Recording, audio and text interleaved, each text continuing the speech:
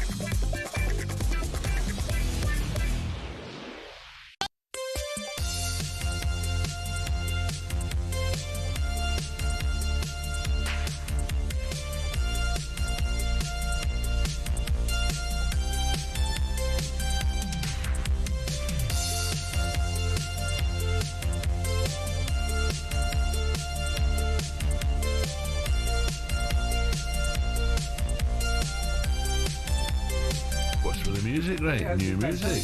Hey? I was just about to say, what's that music? Sounds like play school or something. It does indeed. What is it? No idea. Hey? Should we let it play for 4 hours? Counting the windows. There's a square window, there's a round window. This is talkSPORT Breakfast with Alan Clark. Build your own car deal online, all with a few clickety-clicks. They make buying an car easy. Ray Parlour with me. Ray, what a life you've got. How you doing, Gig in the Garden today, tomorrow, then Singapore Airlines Sunday. Yeah, and I played golf yesterday at London Club, which was great. Alan Kirbishley's golf day. Saw some real good faces out. Mick McCarthy, Martin O'Neill, Paul Walsh. Yeah. George Paris, some really good guys. The Chunk, was he there? No, he wasn't there. No, Dean Ashton was there. There's so many, all the players come out, ex-players, and it was a really nice day. Lovely course, Heritage, beautiful over London Club, but it was hard. The rough and not like the Open. Why was the Chunk not there? Because he plays down there. Oh, you got to play more than 100 proper games, haven't you? Is that right? Yeah, maybe that's the reason. But no, nice day. See the old guys and whatever. So catch up. Matt Letizia was there. Mark Dennis. Oh yeah, Mark Dennis. He was there. So no, it's Kicking the tee boxes. no, he played well. John Moncur, he's a good player. He's a good player. John's a good player. He's playing off about 3, I think he said. So some good players there yesterday. Al. Well, talking of golf, the Open's in full swing. I thought I'd done my dough. I thought, Rory, you've blown it. Yeah. I was delighted when he was 1 under. I'm like, Well, yes. to be fair, Al, when you're grinding it out like he did, I mean, he didn't hit no fairways, did he? Was it 2 or something? First one was about the 8th, something like that. So. Mind you, Ray, I think the conditions were a lot tougher than what it looked. Well, Tommy Fleetwood as well. He was hitting it all over the place. I've never seen him hit it wayward as he did. But it's so hard, isn't it? I mean, we can watch it on TV and say, look, is it over there? But you when you're over shots and suddenly the wind changes, gusts of wind, and that's what proper golf is all about, though, isn't it? I don't like it when they go around in 25 under and all that sort of stuff. I want it to be a real test. Well, I think the next 3 days are going to be testing as well. Yeah, see, Lee Westwood, fantastic. Yeah. Justin Rose was he had a decent round, didn't he? I think he ended up Scheffler. That was the talk on Wednesday, wasn't it? What he said in his press conference. But he's a machine, isn't he? He goes out there and gets the job done. Absolutely. 5-way tie at the top, and the guy I mentioned yesterday, Matt Fitzpatrick's right up there as well. Scotty Scheffler was just a shot back. 52-year-old Lee Westwood briefly led. 2 off the lead. Rory started well, dropped right back, and is still in the mix, 1 under par, but only 7 shot worse than DeChambeau. He's on 7 over. Can you believe that? Yeah, I mean, he's got a really funny, strange. He looks like he's too big upstairs, doesn't he? Like a bodybuilder. Well, he hits the ball, and his putting's really weird as well when he puts it. But yeah, he had a bit of a nightmare round. He was about 3rd or 4th favourite, wasn't he? So he looks like he's blown it this year. We'll hear from Matt Fitzpatrick a bit later. He claimed that he doesn't even like links golf. Crikey. He claims he doesn't like links golf. Who? Fitzpatrick. Well, he said he hits it really low, didn't he? He likes hitting it quite low, which you've got to do if you're playing links golf under the wind. A lot of the times, the greens, I reckon they're not the hardest greens I've seen, but God, no one was getting really close. No. The contours, if you're just a little bit, the wind had dried them out. What's that one hole where it comes out, it's just going to get up to the top and then it goes all the way down? Yeah, they start walking. Once they hit the putt, once it was going up, they started walking backwards. No, I ain't hit hard enough. It's going to come back and go past where their ball was. Yeah. That's what it all comes down to, Al, chipping and putting, usually. By the way, Rory teed off at 3:10 and finished at 9 o'clock. That's unbelievable. That's too long. Is that looking for balls and stuff like that? Or, I don't know, it's just too long. Why is it so long? Don't know. I was watching. I had a big charity lunch yesterday. Nice people, by the way. Real nice people. You went to the show, didn't you?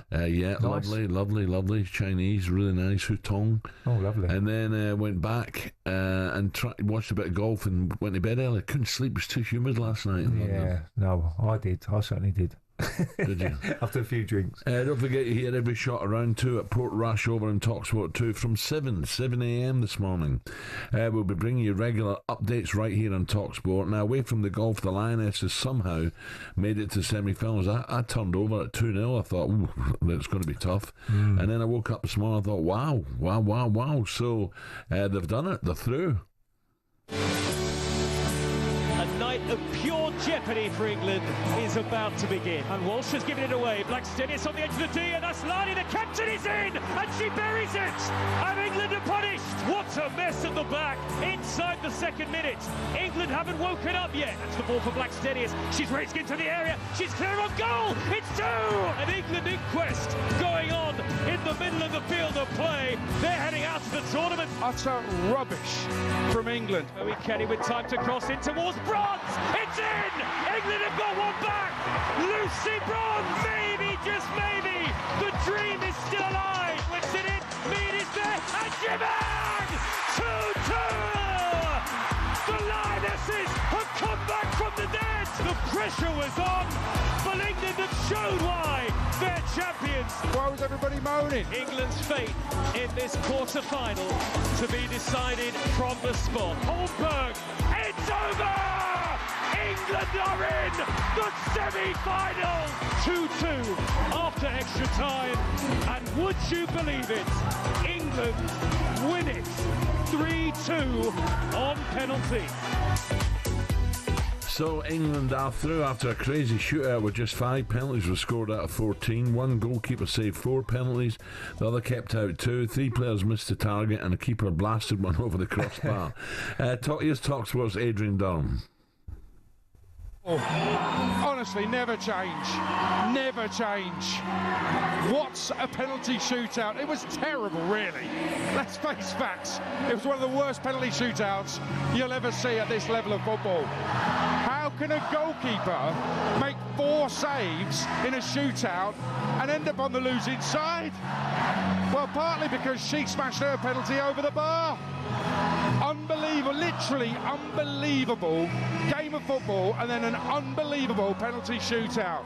This is what football can do to you. This is what England can do to you, and this is what the Lionesses do to you as well. How they're still in these Euros, I have no idea. Truly, truly remarkable. So, when England were 2-0 down, the comeback was started with Lucy Bronze, but a caller to the Numpty bar last night thinks she should be given a new name. First of all, let's start with Lucy Bronze, doing a disservice to her name. She should not be called Lucy Bronze. She should be called Lucy Golden. Yeah? She just embraced the spirit of Stuart Pearce tonight and banged that goal in. And when she banged that goal in, I said, oh, gosh, this is what we need. There you go. Wow. Crikey, we've got Numpty's phone in the Numpty bar now. Oh, don't. But that was unbelievable, really, wasn't it? I mean, it's going to be tough, though. Was there another game last night? Because Spain are the ones, aren't they? But I think England have beat Italy. But that was always going to be a tricky game, though, wasn't it? Sweden going into it. I think the betting was pretty close, so they knew the Swedes weren't a bad team. Yeah.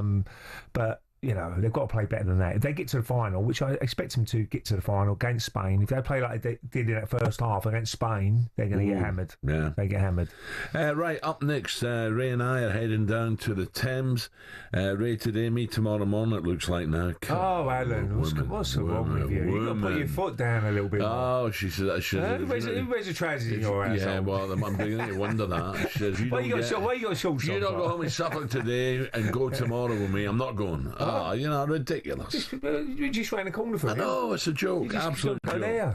So this is Gig in the Garden in Chris Evans' beautiful home by the waterside. It's gorgeous. Chris Evans will join us for more. He says it's the final ever Gig in the Garden. Who's he kidding? Oh, give me that mic. 6:13.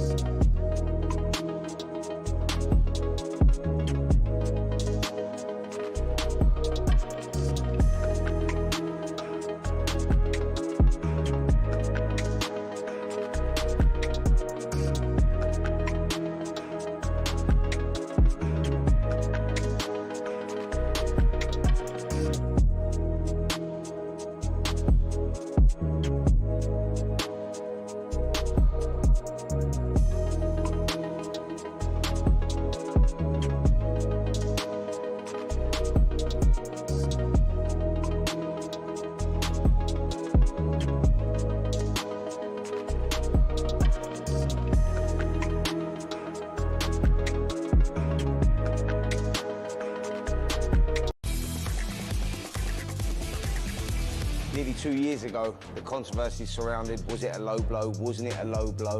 I'm sure we'll see it again, but the crowd are booing as soon as it landed. You can see the pain on Usyk.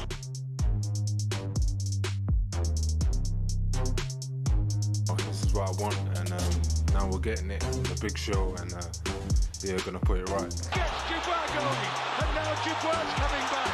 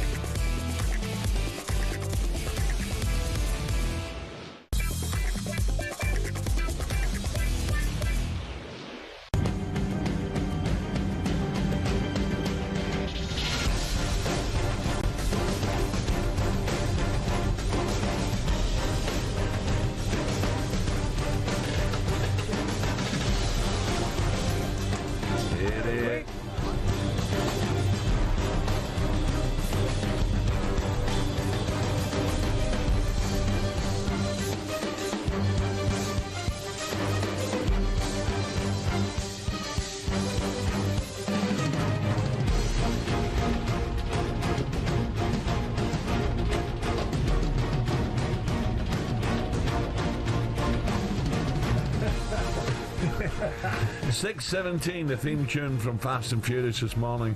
A very happy birthday to world-class actor Vin Diesel, who of course stars in the successful film franchise. He's 58 today. Vin Diesel. There you go. Ray, would you describe yourself as Fast and Furious? Not really. Oh no. Laid back. There was a time. Quite laid back, Chris. If I'm being honest. Yeah. He's now a jet setter, Chris. No. Oh yeah. Well, tell me about Singapore, this. Hong Kong, Come on. Yeah. Well, it was only a question of time, wasn't it? Gig in the Garden, Gig in Hong the Kong, Singapore first, then Hong Kong. Gig in the Garden, baby. That's what I'm looking forward to the most. Though. Yeah. Gig in the Garden. Well, it's the second last one, so we'll try and make the best. You're going to be up to your shenanigans again. Alan's all he's talked about is your Gig in the Garden. Yeah, So, well, it's now becoming his Gig in the Garden. He sort of owned it by proxy. Who we got? Well, look, first of all, right? Yes, I'll come tell you, Chris has raised, right? He's raised millions over the years. Brilliant. People like Paloma Face, Paolo Nutini. I'd love to see him. Paul McCartney Tom was there Jones. one day. Gary Barlow, was he? Really? ELO, Elton Sir John. Tom Jones. Yeah, see that. Sir Tom. Yeah. Brilliant. Jeff Lynne, ELO, Texas. Yeah. And we have Rod Stewart, of course. Rod was brilliant. And Beverly Knight, do you remember? You were pivotal in getting Rod Stewart. That was a good booking, Al. Yeah. If you ever give this up, if the contract negotiations go south, I'm not saying they are going south. What have you heard? I haven't heard. No, all I've heard is from people in the street saying, "How's Al's contract negotiation?" He says it every day on the radio. By the way, are you a 2 for 1? Are you a collab? Is it like a joint contract? Or No. Are you independent? I'm trying to get him to get me a better deal as well. Really? Chris, you know what I mean? Okay. Because he's quite a good. He's quite a good Getting blood dealer. out of stone.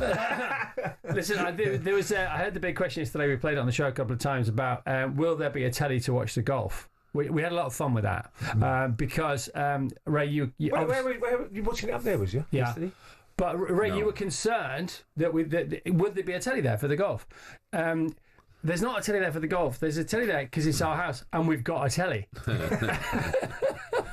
We did mention that. You're right, Chris. Yeah. Did I hear Vassos is departing the building? Vassos leaves today. Does he? Why? We don't know.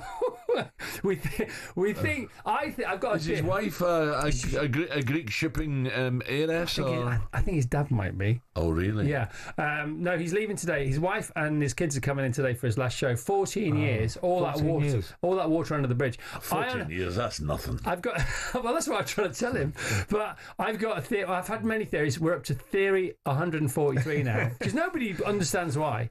And I think it's because he's secretly extremely rich and he's just Can't be bothered. Just had enough. I think he's done. What, he's about 22 million behind you. I think, or you, depending on how the negotiations go out. But no, he's leaving today. So I thought, what do you say at the end? I mean, you've had people leave the show. Do you give them like a Shakespearean... Yeah, just say, if I thought you made a big mistake, there's the door. There's the door, that's it. That's it. I was going to say something more... Ruthless. Really? Yeah. I was going to say something a bit more poetic, like, in this life of ours, it's all our jobs to hold each other's hand and walk each other home on a daily basis. And thanks for walking me home every day.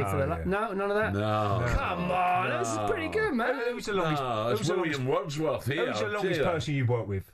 How long was Mike Perry? When he was here. What about Ronnie? What about Ronnie? I saw Ronnie yesterday. How's he doing? He was asking about you. Was he? I love Ronnie. He says, "Where's his invite?" I said, "Sorry, Ron. You left." Always room for a big one. No, he was in the London Bridge yesterday. Popped was in. he actually? Yeah. And how long was the lunch yesterday? By the way, it was all for charity, so thank you. Brilliant. Thank Absolutely you. Brilliant. Yeah. He took Dean and Claire. Oh, nice family. Nice family. They've supported. They've been to every gig in the really? 19. Yeah. Yeah, no, they're going to next year's at your house, so it's like it's gigging the guy. You can do it. Exactly. That's I've no river. No. We'll get one dug. We'll dig one. No. It's in the budget. We'll get the River Brett, which is not far away, but it's too far. Would you sit around your swimming pool or something? No, right. He doesn't like it, does he? He doesn't like it. Who have we got on? We've got James Blunt. Yeah, brilliant. Danny Jones from McFly. Very good. Bit of Jack Savaretti. Everyone's talking about Jack Savaretti. Oh, mate. Wait till you see him. Yeah. Yeah. How can he be that beautiful with only one head? He's a very. This guy's an extraordinarily good-looking man. And we don't care about the weather. We don't care. No, that's going to be great. The weather's cool. We've checked it out. Oh, really? Forecast is coming forward. It's all going to be fine. Yeah, lovely. But yeah, what's going on with the golf? What's going on with the football? Yeah. What's going on with the boxing? We'll have it all on because we've got a telly. At what time's the boat depart? The boat departs 3:45. But are you coming tonight? Aren't you? Are you coming tonight? I'm going to come this afternoon. I think I'm tomorrow morning now. Mate, females. It's up to you, but your bed will be ready. I'll be turning your corners down at 4 o'clock this afternoon. The Danesfield Hotel. Big up the Danesfield Hotel. Yeah. We got a big barbecue cooking. Lovely. Yeah. Cook off tonight. We've got a seat. And just explain yourself about Sunday. Thank you very much. What about the fact we're going on holiday? Oh, come on. What do you mean? We were going on holiday on the Saturday because we thought James was going to play 2 weeks ago, but then you kindly said, Chris. So it's James's fault. No, it's not. Yeah. See, you're staying here long enough. You stay on stage long enough, he'll get you in the end. Yeah. No, it's only because you said, look, I really want to bust Sunday on my own. I said, no. So I booked the flights. I've already been told by the wife, behave yourself. Right, like that works. No chance. Oh, and Ray's, have we got plenty of wine in? Oh, we've got all the wine. Mrs. Parlour. No, she won't be listening. Oh, she does. Oh, hang on. Ray has folded his arms. Oh, I'm in trouble. Do you remember Southwark? Yeah? Yeah, this is Sue Ellen. This is Sue Ellen. Oh, don't. And she says to us the other day, she says, my mum and dad are raging. Raging? How is Jock and Miss Ellie? She looked at me like, what? I once worked with somebody who liked to drink, and could put both of us under the table. Well, you could, And this person had to be carried. We had this big party. This person had to be carried in to the party. No. Not out. Wow. And you're off. You've not done a bevy for how long? 2 years and a couple of months. I nearly had a drink at the cricket on Monday. I was at the cricket on Monday. Oh, brilliant. 25 quid to get. What a day that was. Oh my gosh. That's brilliant, wasn't it? Brilliant. Can you believe that was this week? That seems like a year ago, doesn't it? Flying, isn't it? But again, we got some great sport this weekend. I mean, don't get me wrong. Football's back in Scotland already, isn't it? But the summer football, it's the summer sporting agenda in the UK. It's the best in the world. Oh, absolutely. Because it's Wimbledon, so different, isn't it? Well, the Open yesterday was, different. Really tough. Do you know the only thing I wish GMAC had made the qualified for the Open, because he's commentating on Sky, isn't he, GMAC? Yeah. And he's great at that, by the way. But I just wish he'd have been there, because you can hear him in his commentary thinking, I just want to be out there. Well, Lee Westwood came back with a bang. Brilliant, absolutely brilliant. Is he top 5 or was he? He's up there. 200 or something. And Scheffler, what about what Scheffler came out and said? Aye? No. My missus been on the phone. You're a joke. Oh no! Has she actually? Oh God! What's he doing up this early? Oh no! What? And is that's pop downstairs for a quick one. There's always time. So how many we got coming? We've got 120, 130, no, 140 and actually. this is the last one.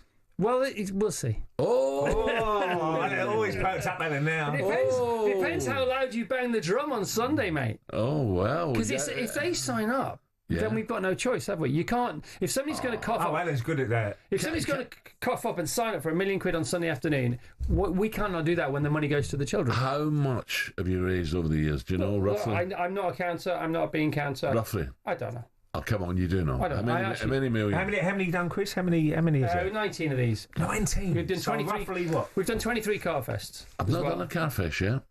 Mate, I'll fly you in and I'll fly you out. Come on, Where was the car fest held? To Lavestow Park in Hampshire.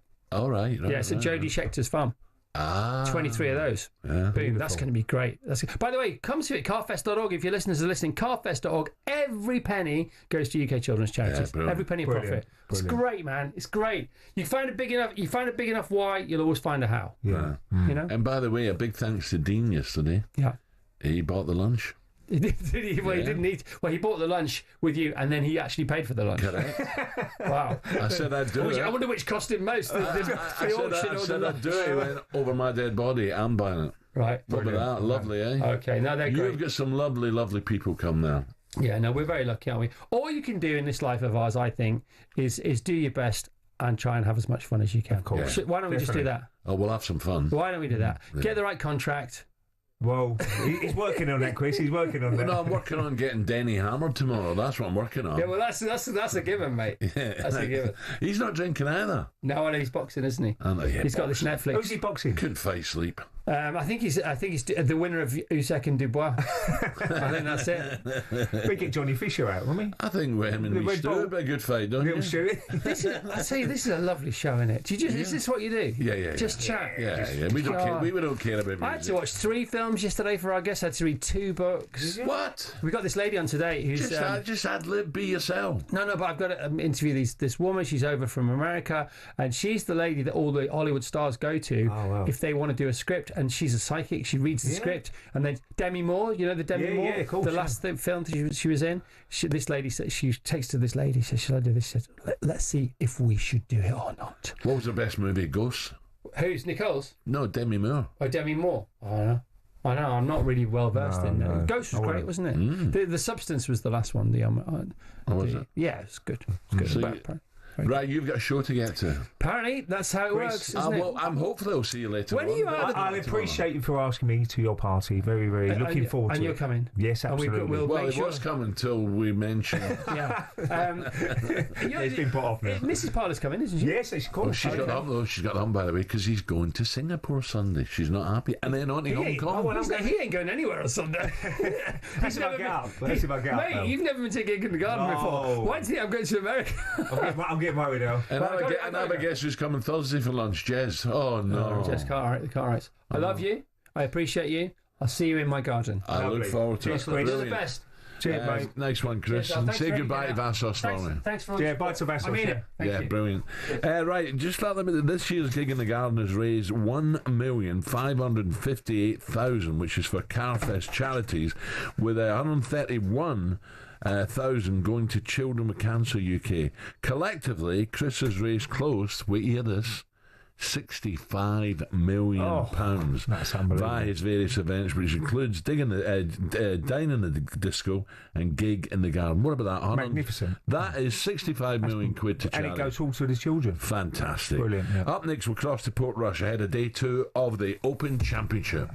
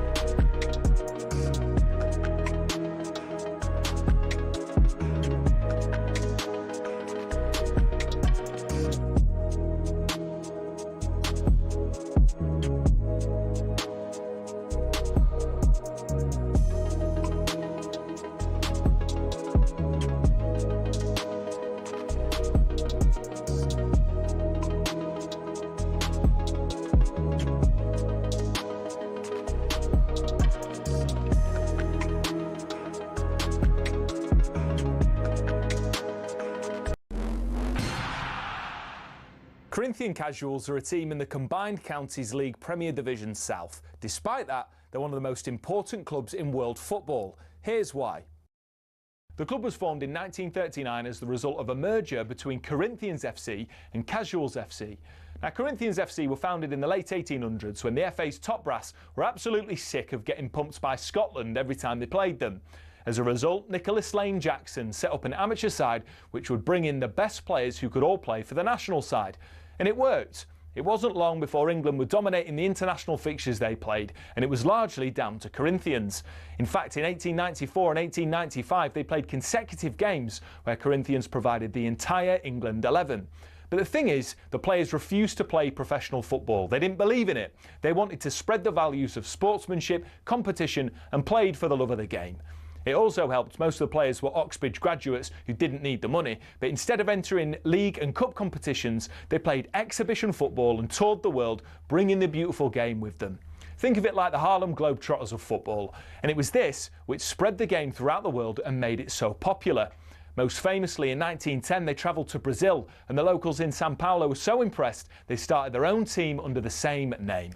Yes, the same Corinthians who won the FIFA Club World Cup in 2021, one of the biggest clubs in Brazil.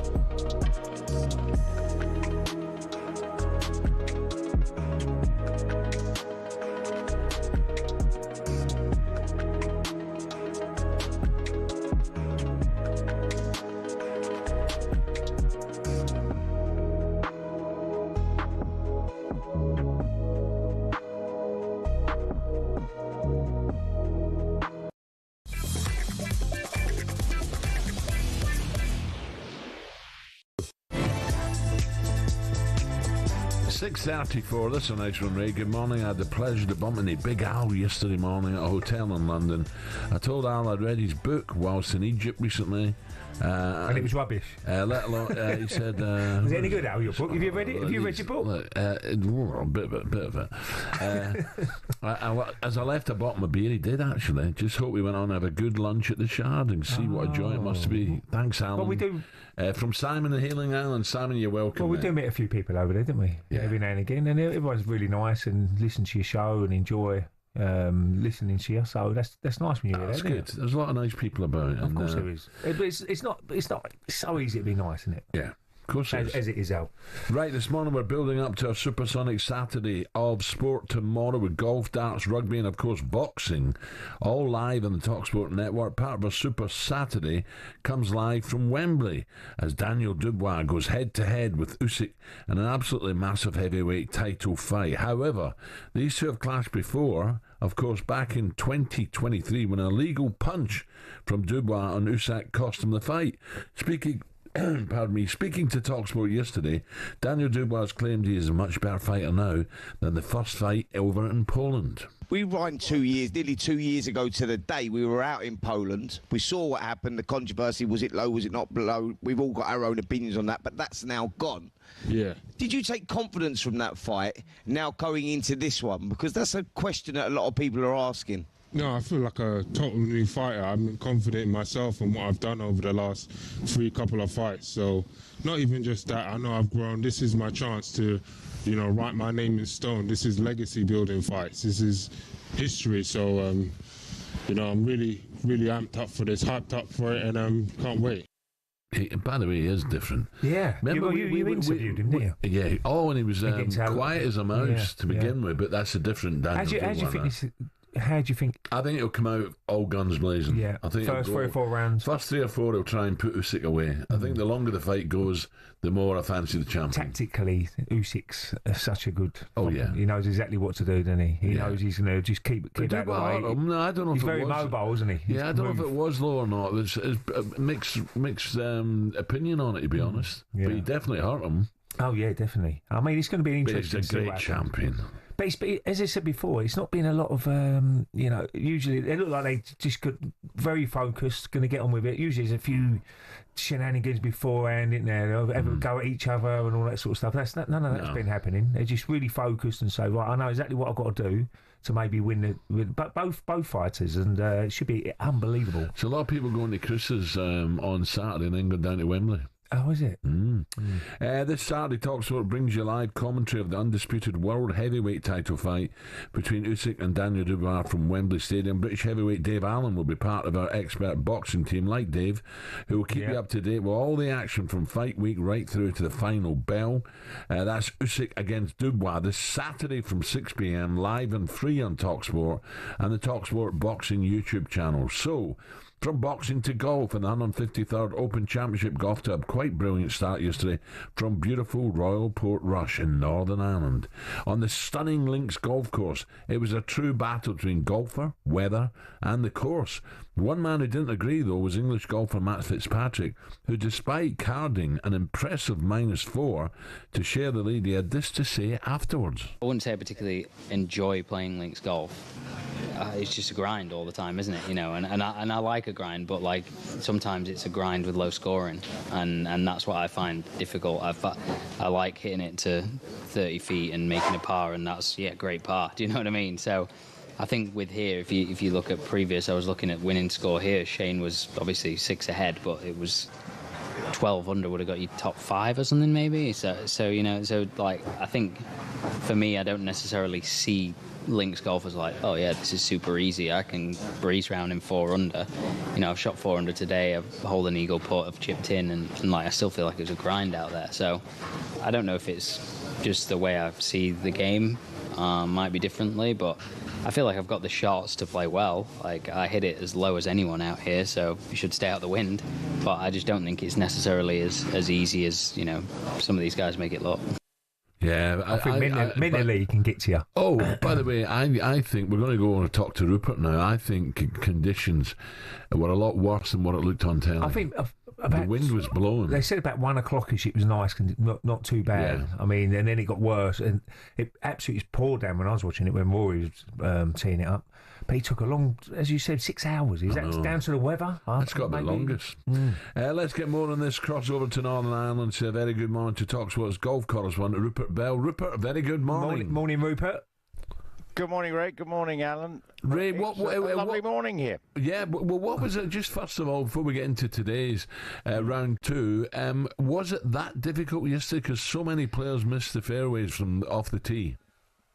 It was gusting. 1 minute you think it was calm, and then I followed Tyrrell Hatton for 5 hours and 54 minutes yesterday. That's how long it took to watch him shoot a 68. He played brilliantly, by the way, but it required patience, and the weather was sort of, 1 minute it was good. I think we had 2 squally showers during that particular round, but then towards the end it was pretty gusting.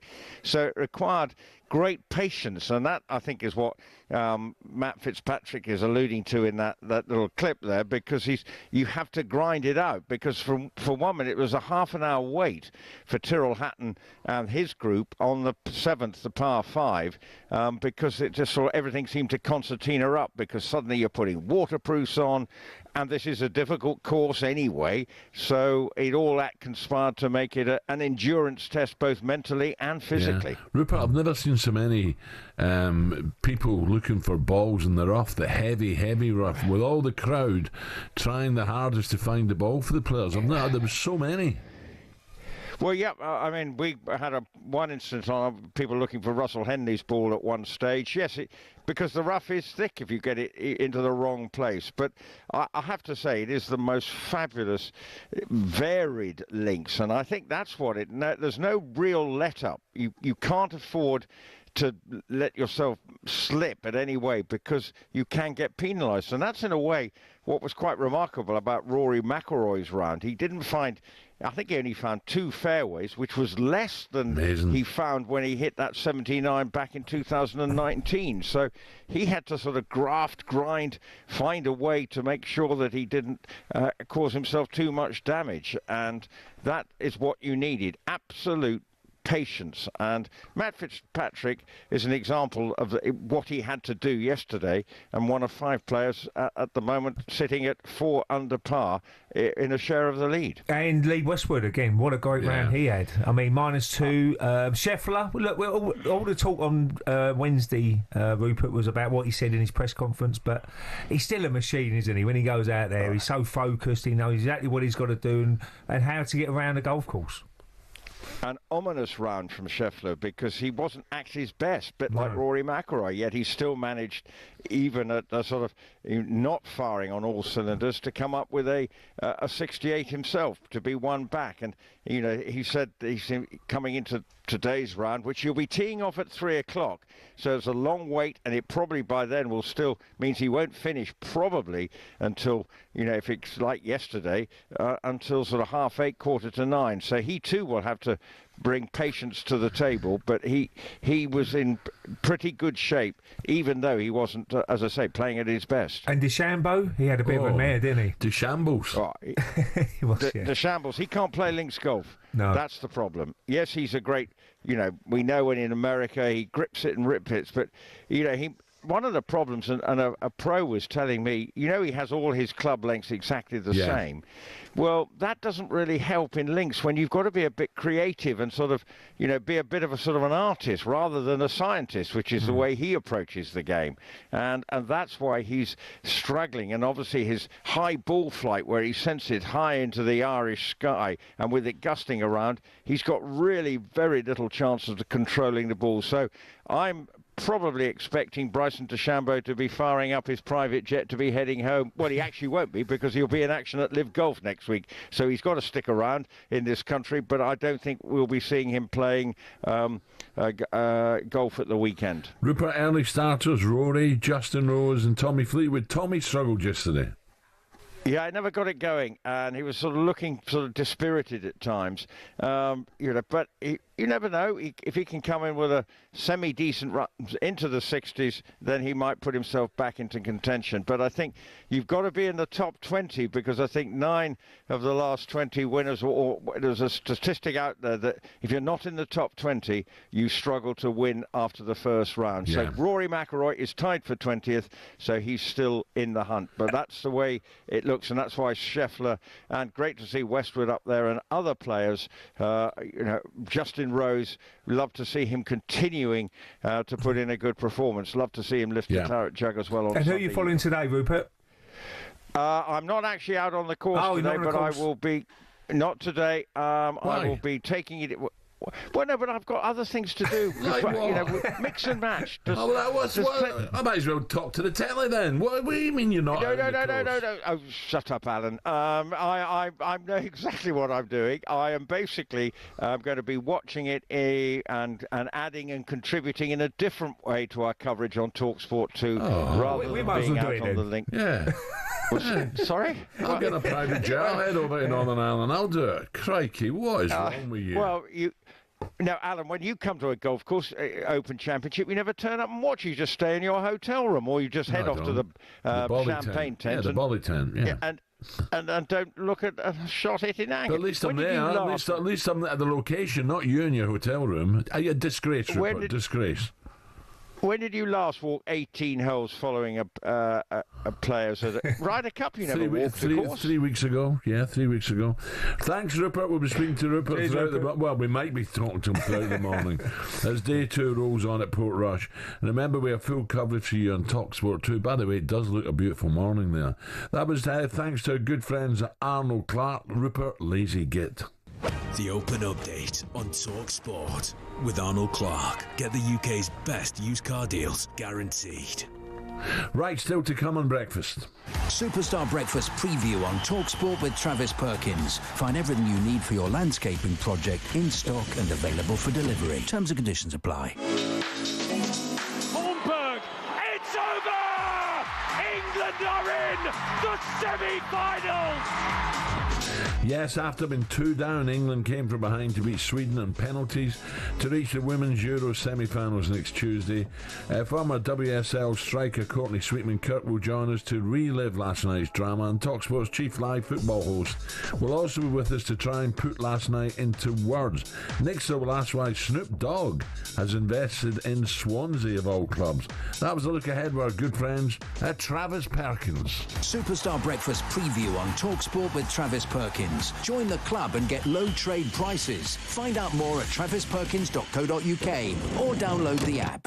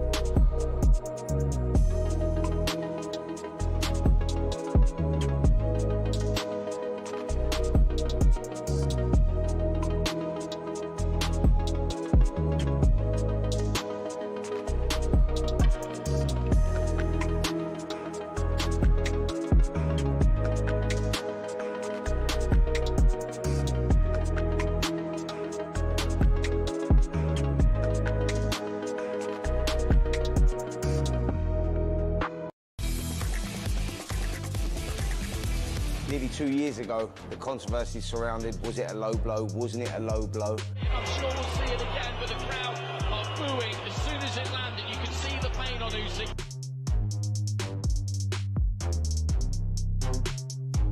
This is what I want, and now we're getting it. It's a big show, and yeah, we're going to put it right. Gets Dubois going, and now Dubois coming back.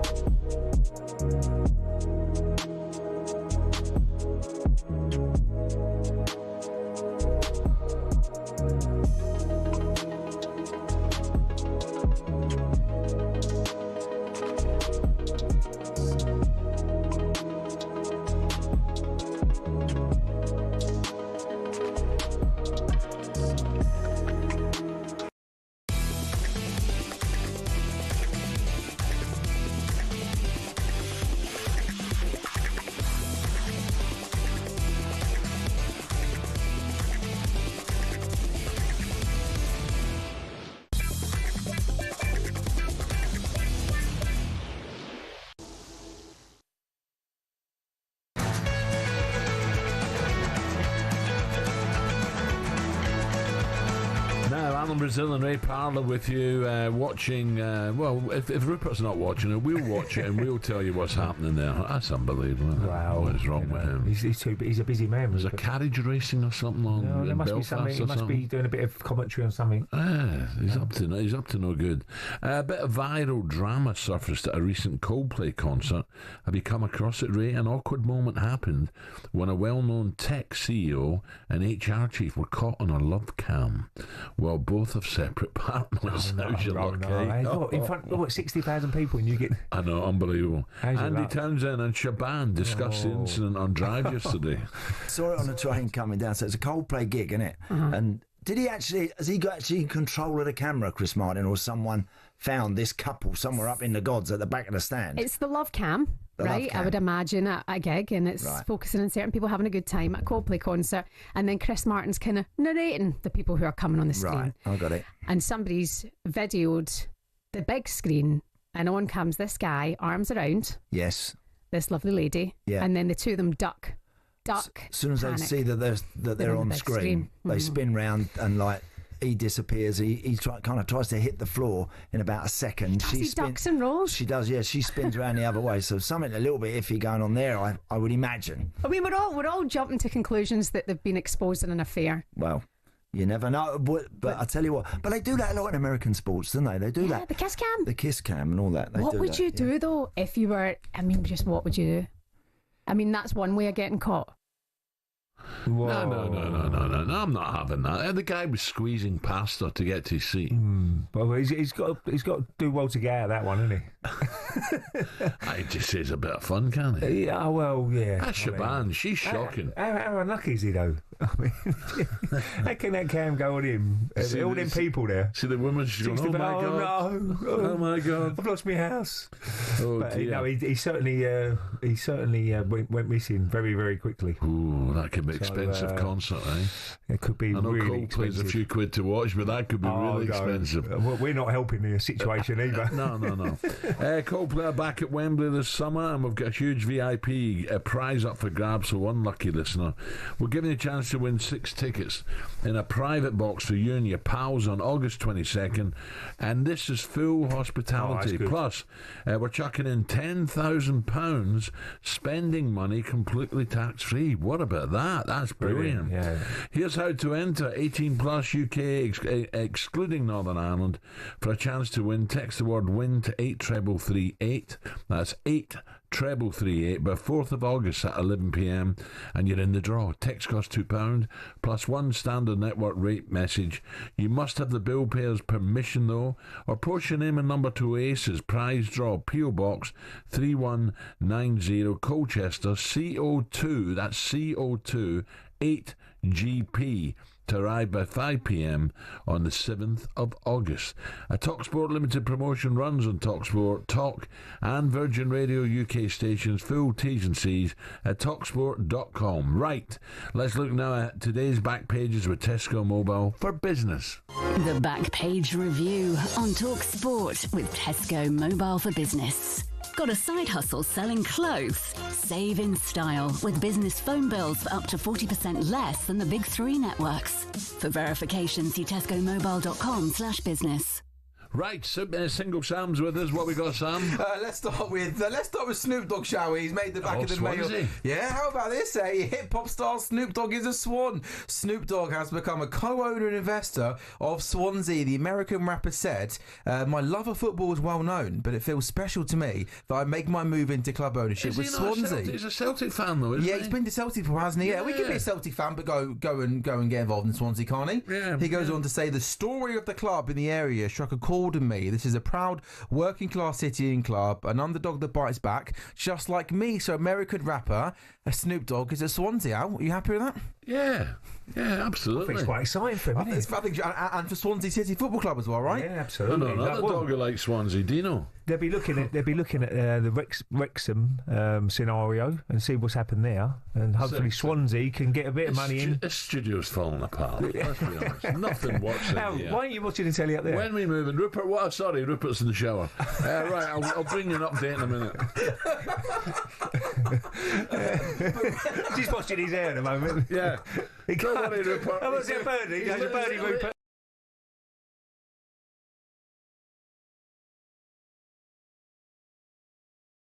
Snoop Dogg though, Ray, you know, you've seen the Wrexham guys, right? Yeah, we that's know what they're they're really looking famous, they've come in, but what they've also done is they've got properly involved with the community, with the city, with the people, and you hope that Snoop Dogg takes the same interest in not just the football club, Hopefully, but the yeah. stories behind it, Ray. Then people will probably get behind it. Yeah, I reckon he will. By the way, am I wrong in saying Swansea's just across the water from Portrush? I won't have a clue. I think it is. Yeah, I must say my geography is not great It's either. just across the water. Well, there we go. And then obviously we've got Cardiff. What's going to happen with them as well? Gareth Bale potentially going in there, right? So, have you been? Al, honestly, you're if you don't mind me saying, you're a man that's done well for himself. You know, you've had a great career. Have you ever been tempted to invest in something? No. Not at all, really. No, don't go there. No. Oh no, I'm sorry. I was just curious. He's invested in Rory McIlroy to win this. Yes, really. Yeah. Decent start yesterday, eh? Decent start yesterday. We'll take it. There we go. A long way to go, but the conditions are lovely. Yeah, yesterday was still, tough. and Rory, Justin are all out early this morning. Tommy Fleetwood, I think they're out early. About 10 o'clock, isn't This could be a big morning for Rory. Yeah. Just one more transfer story for you. Back of the Sun. This looks like... Yeah, good. I was going to go to Rupert, but take your time. He's got his hair dry on at the moment. Rupert. Have a shave for it, Rupert. You got plenty of time. This looks like it might finally get done. Manchester United have made a third bid worth £70 million to finally land Brian Mbeumo. Ruben Amorim hoping the Brentford will be on the plane for their tour of the United States. They had their last bid was £62.5 million that was rejected last month. So I want to know, £62 million bid rejected last month. It's now taking them a month to get to £70 million, which is going to be accepted. Why do you think it's taking them so long out to get up to 8? They might have put in a few more we don't know about. It's like a game of poker. And this might be the last one. Say, right, this is it. We're going to make it public. We're coming in. There's the money. Take it or leave it. Maybe. Yeah. They might have been looking at other players as well. So they might be. I thought that. Yeah. Has Arsenal got the striker ready? You think? Well, hopefully, I think it's near enough. What's taking so long there? It's just a dot the I's crossing the T's. Sporting Lisbon are trying to get as much money as they can. Yeah, sure. And Arsenal trying to get a good Celtic deal for beat them themselves the other as day. well. I know it was a friendly, but Celtic beat Sporting Lisbon, I believe. Did they? Yeah, in the Algarve, yeah. But yeah, this time it usually goes down to the wire. A lot of the transfers, it's always a game. You know, they put a bid in, they want more, they want to pay less, and usually it ends up in the middle. What are you laughing at? That's usually when you were talking to Chris Evans earlier, you said someone you said to Chris, just ad-lib Chris, be yourself. He says his own way. Reading the whole thing. No, only because he reads books on his guests and stuff like that. What? He's a professional. It's a 3-minute interview and he's reading a book. He's got it all wrong all these years. He's doing research and you say just be yourself. I don't know how many Ferraris he's got, but he's got it all wrong. Right, thanks, Sam. Keep it simple. Today's back pages. Simple, Sam. With Tesco Mobile for Business crossing to Zurich next the morning after the night before the Lionesses through to semis, but only just.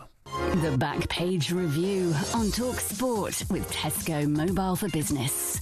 Got a side hustle selling clothes? Save in style with business phone bills for up to 40% less than the big three networks. For verification, see tescomobile.com/business.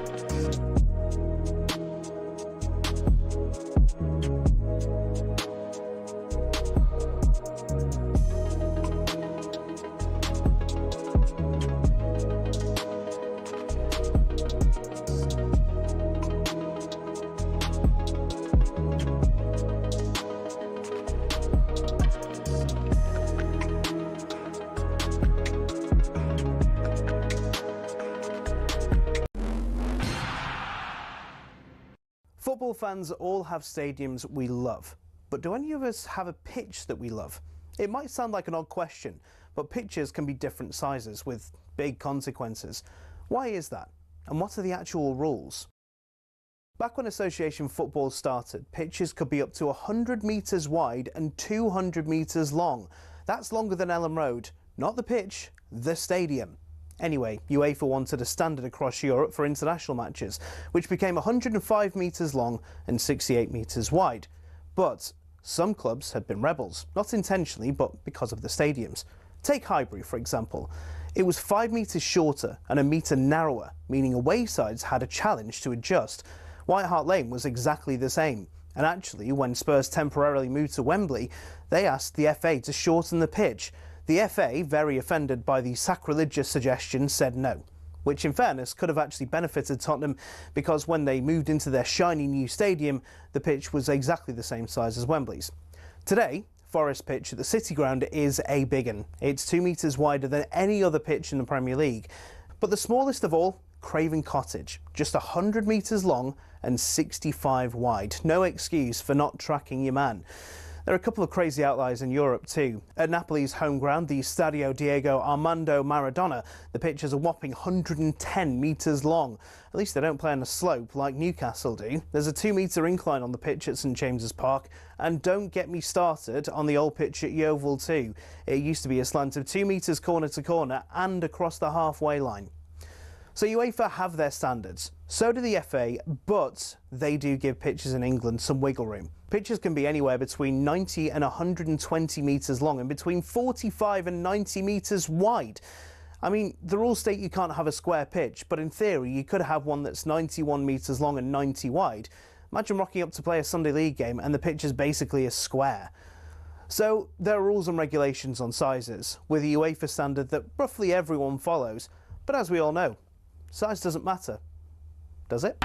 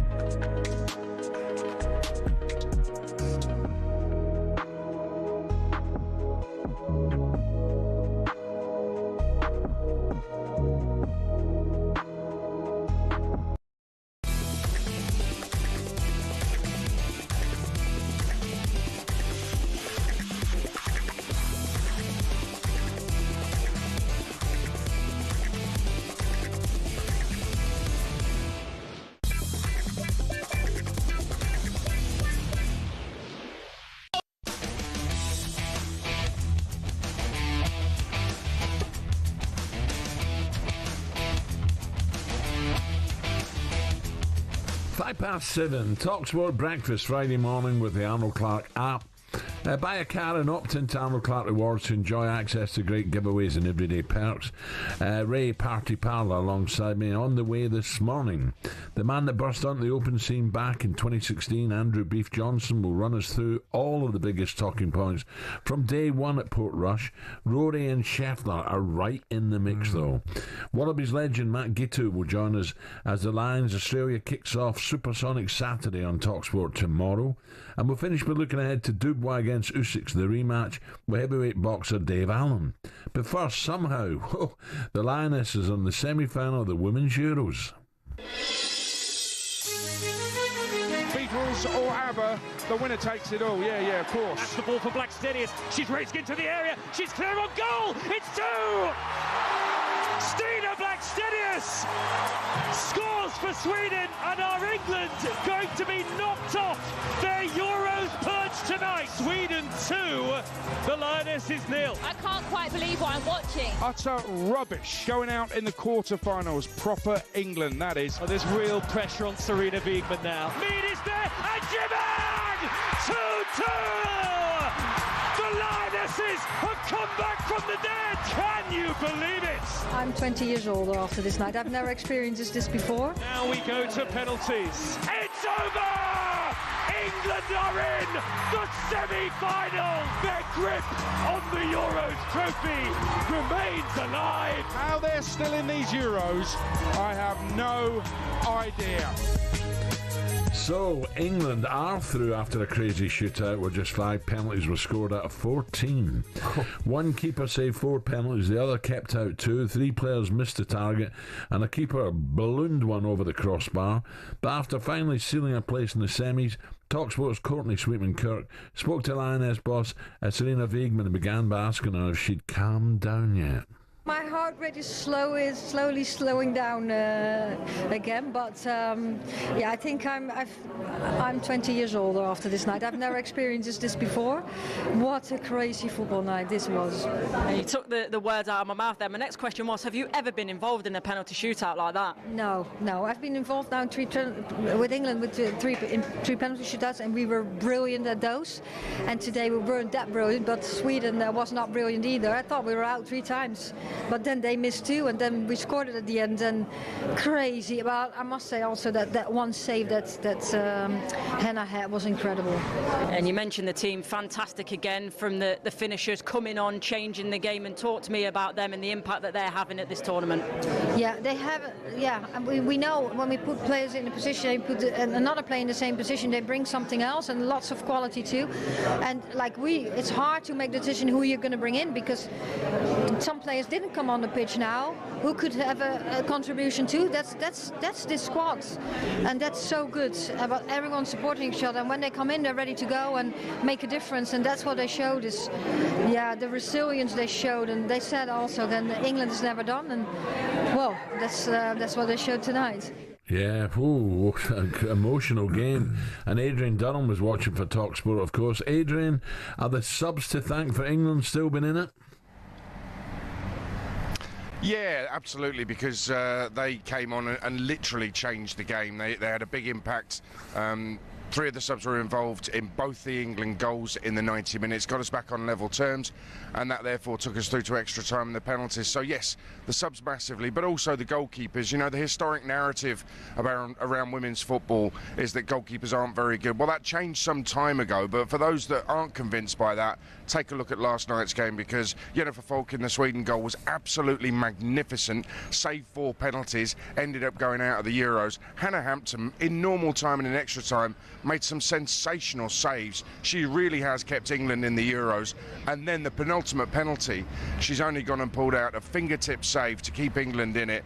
The goalkeeping last night was brilliant. Both those keepers were player of the match. It was drama like I've never seen before. Some terrible penalties, some brilliant goalkeeping.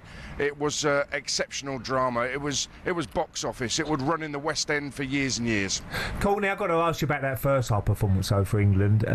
Pretty poor, wasn't it? And Sweden could have been 3-0 up at one stage, so they can't play like that again, can they? Even against Italy, but I'm looking at a little bit further. Spain. I really fancy us against Italy, but Spain, if you play like that in the first half, it could be out of sight. Yeah, 100%. You've hit the nail on the head, but you're right in terms of mentioning the fact that they should have been 3-0 up Sweden. I think it was literally just before half-time.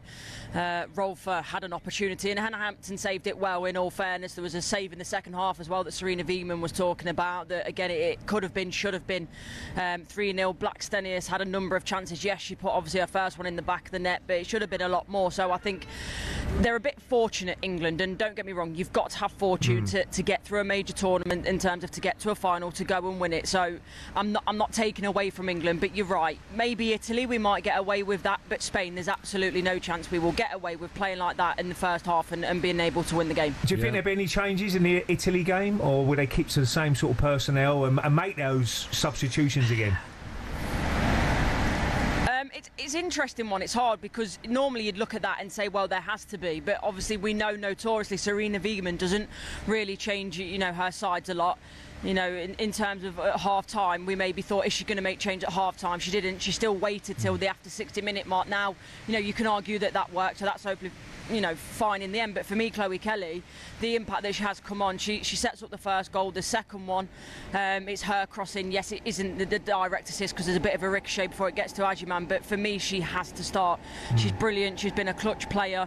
Obviously, she scores a fantastic penalty, and then you're looking back historically, she scores the winner at, obviously, the final at Euro 2022, the winning penalty at the finalissima. She scores the winning penalty against Nigeria in the World Cup in terms of the penalties. I think it was the quarter-final or the semi-final, but yeah, she's a clutch player, and I think now in the big games we need her, and she's shown that off the bench she can provide that, so we need it from the start, in my opinion. Adrian, England's second goal, was there a hint of offside? I see a couple of arms, Swedish arms go up.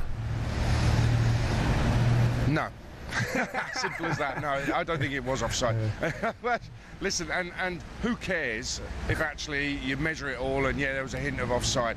Because I don't care. I mean, in the midst of all that drama, I think Courtney's been kind to England, and I understand that because we've got through, and that's ultimately in knockout football what matters.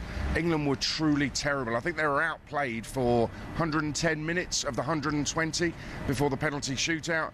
That it really isn't going to be good enough. I actually fear for us against Italy if we play like we did last night. So, listen, the great thing is England have survived it. I honestly still don't know how. I woke up this morning thinking, well, that's England out.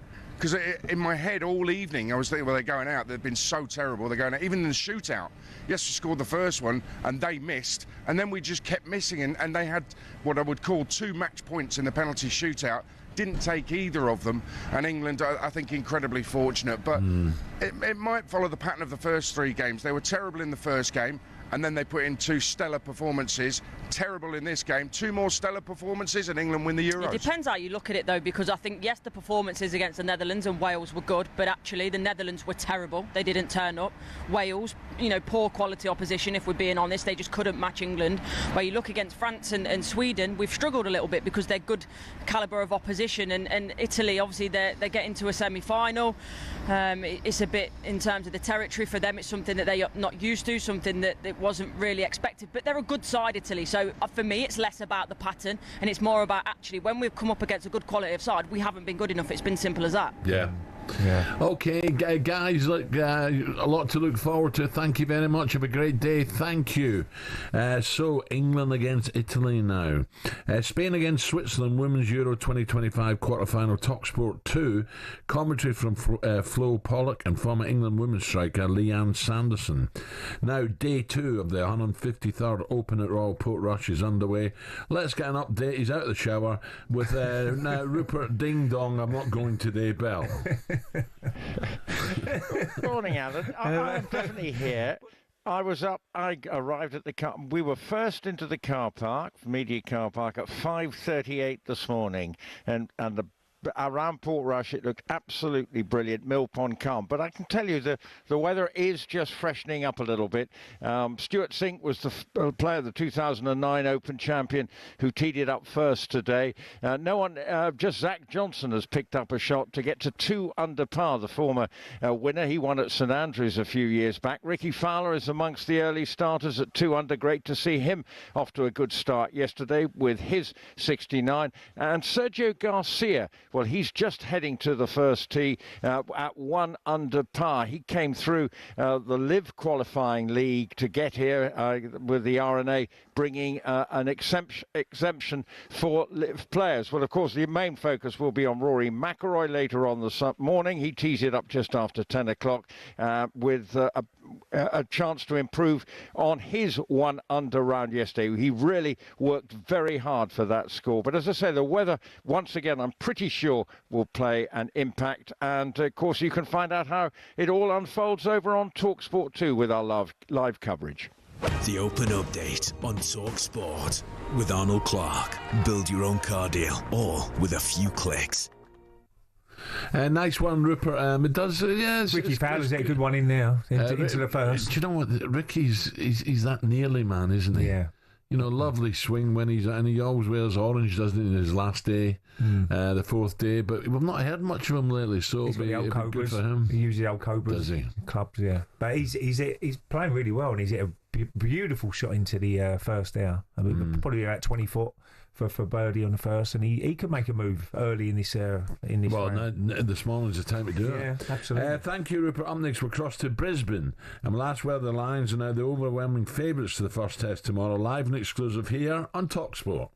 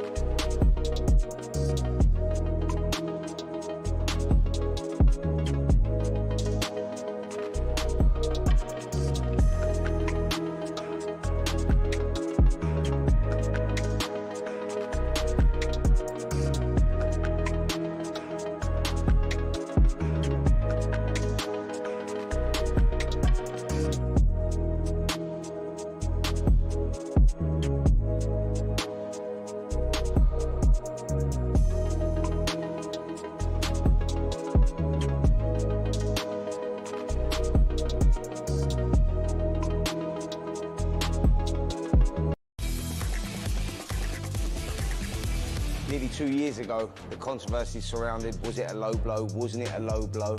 I'm sure we'll see it again, but the crowd are booing as soon as it landed. You can see the pain on Usyk.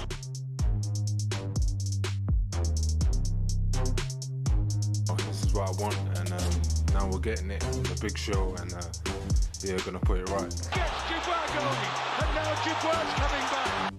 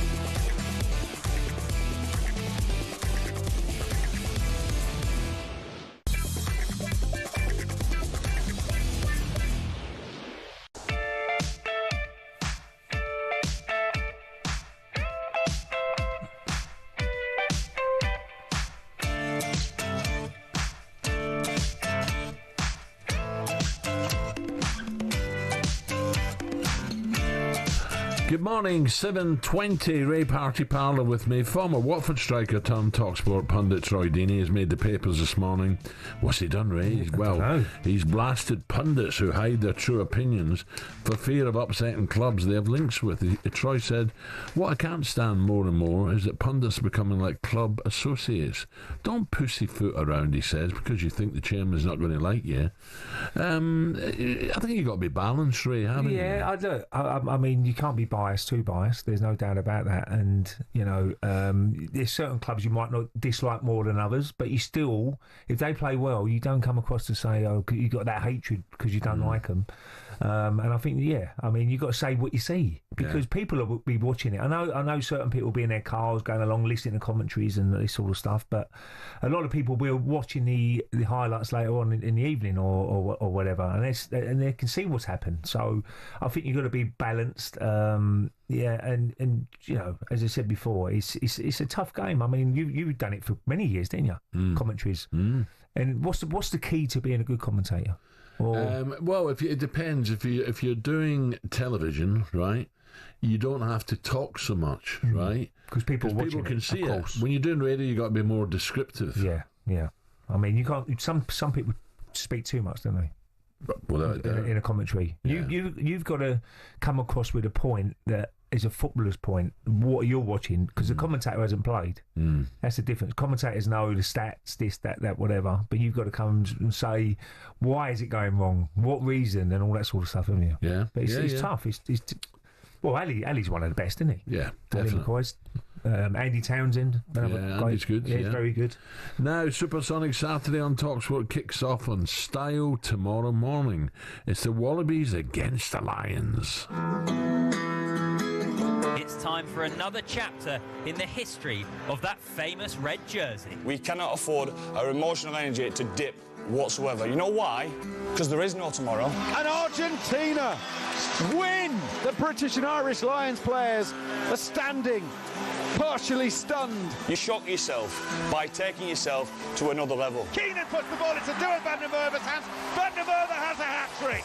And it's another Scottish try. Because that's what being a Lion's about. Lions have their 4th try of the evening. As a British and Irish rugby player, this is what you dream of. When it came to the test, they were a different beast. That's when they really ramp it up. Pollock's got it back and he's barreling his way forward. Up and over the 22. Keeps going. 5 metres out. Can he get the offload away? Yes, he can. It ain't about taking part. It ain't about being here. It's about winning. Ben White. Cummings goes over and scores a try. It's another Scotland try. They won't have that. They won't have that. Make it your point of difference. Get ready for the Road of the Lions here on talkSPORT. From now on, gloves are off. Now the first test is finally here as Andy Farrell's Lions take on Joe Schmidt's Australia. Let's hear from both bosses, starting with Andy. We want to see a performance that does everyone proud, and what does that look like? I mean, when I'm talking about everyone, you're seeing the thousands of people that are turning up now. You're walking around town and you get that Lions buzz, don't you? And it's certainly going to hot up tomorrow. So it's making sure that we do everyone proud here and at home with the type of performance that is one that's going to walk forward to the challenge. I'd like to think that we can still go out, probably sharing Tom Liner's quiet confidence that we can put a game together that at least can keep the British and Irish Lions pretty honest on the day. Right, let's look ahead to what should be an absolute cracker with talkSPORT's rugby reporter down under. A very good morning, a good day down there, Alfie Reynolds. Alfie, how are we, Alfie? How you doing, Alfie? Hey boys, Alan, Ray, yeah, very well, thank you. Welcome to outside Suncorp Stadium, where tomorrow the Wallabies and the Lions are going to be playing that first test. Cannot wait for it. It's going to be an awesome one. Aussies, they've got a few injury problems, Alfie. Can you give us an update? How serious?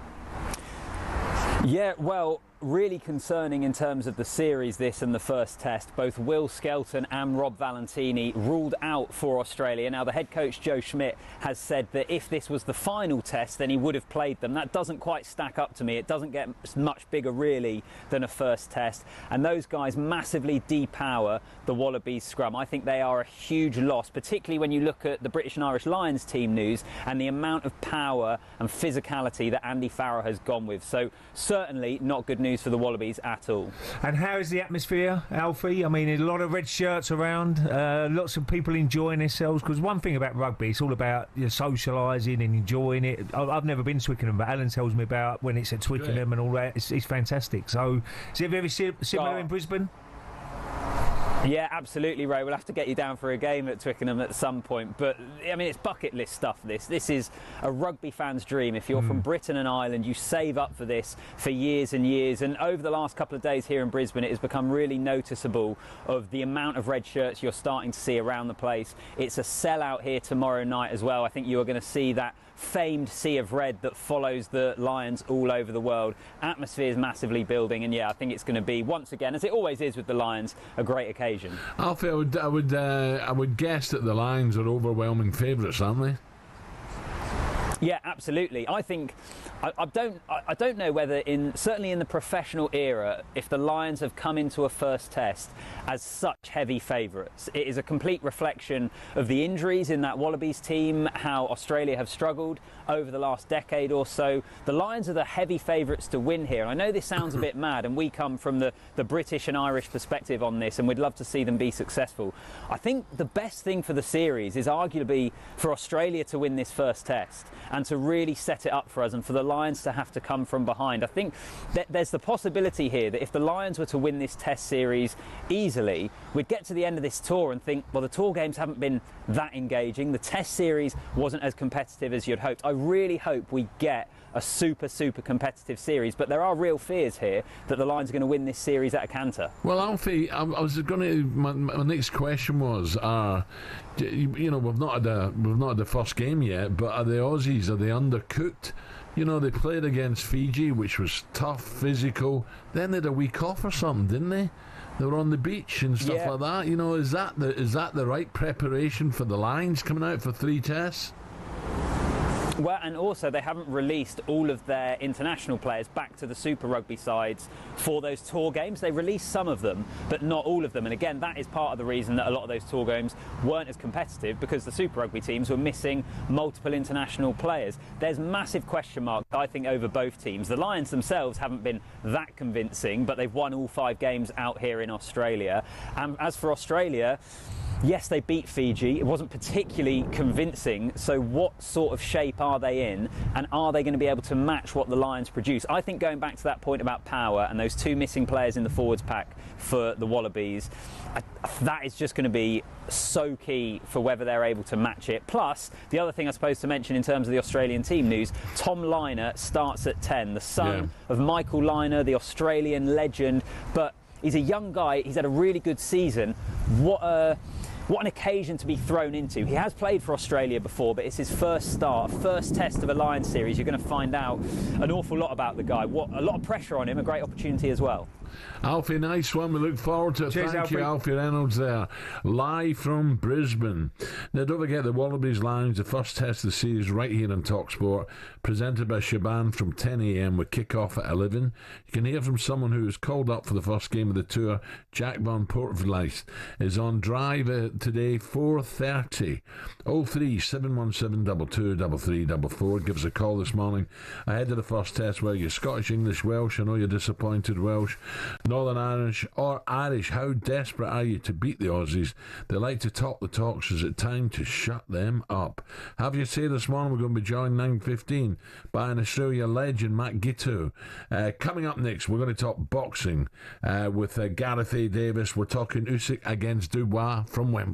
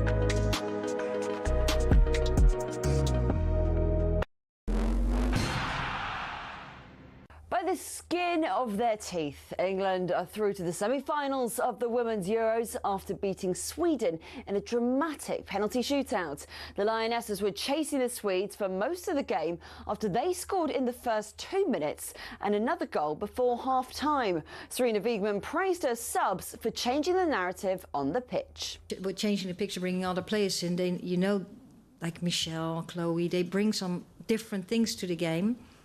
And Bet, of course, that really helped. That really helped the team. After 2-2 in normal time, the game saw 14 penalties, with 9 of them being missed or saved. Former Lioness Tash Dowie said it was a struggle to watch. The penalty shootout was ugly. It was probably one of the worst I've ever witnessed, but somehow he came through, you know. If you had probably asked me after this full 90 minutes extra time, did England deserve it? I'm not too sure, really, with regards to the quality, but the mentality that these girls have is phenomenal. England will now play Italy on Tuesday, and talkSPORT will keep you covered with that game. It's day 2 of the Open today. Rory McIlroy began at Royal Portrush by carding a 1-under par 70. The Northern Irishman got a rousing reception from his home crowd before ending the day 3 shots off the pace. He'll tee off today at 10 a.m. You can listen to that now over on talkSPORT 2. For all the latest stories, head to talksport.com.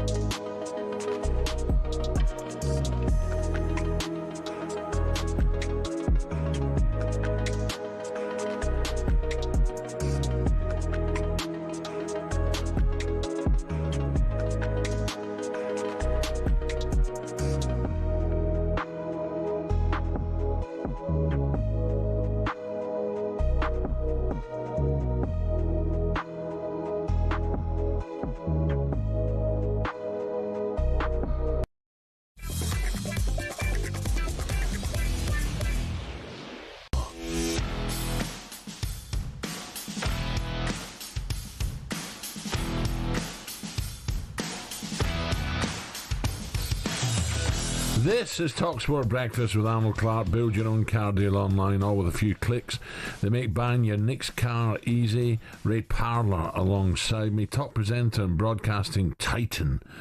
James Whale has given what he says is his final interview amid his terminal cancer battle. Really, really sad. James has fought like mad for years, but it might just be getting on top of him now. This is James in a most compelling interview to date. An emotional James Whale sat down with reform UK leader and long-time friend Nigel Farage at his home in Kent as they look back on what is definitely a legendary broadcasting career and the world of politics. I used to watch James a lot on telly as well.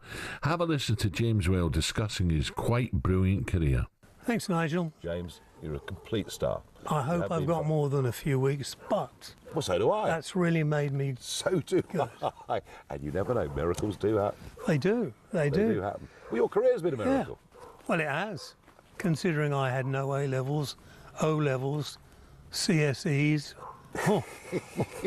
or even a letter after my name for broadcasting. You said to me the other day, you've never really had a job. I haven't.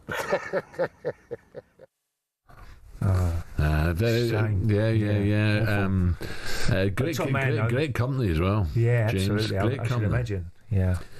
Right, for an exclusive look, you can watch the whole interview on YouTube, available from 10 a.m. on Friday this morning, or for regular listeners, you can hear the interview broadcast this evening from 10 o'clock Friday on Talk. Him and Ash played together. That Ash is daft as a brush, but they work together brilliant.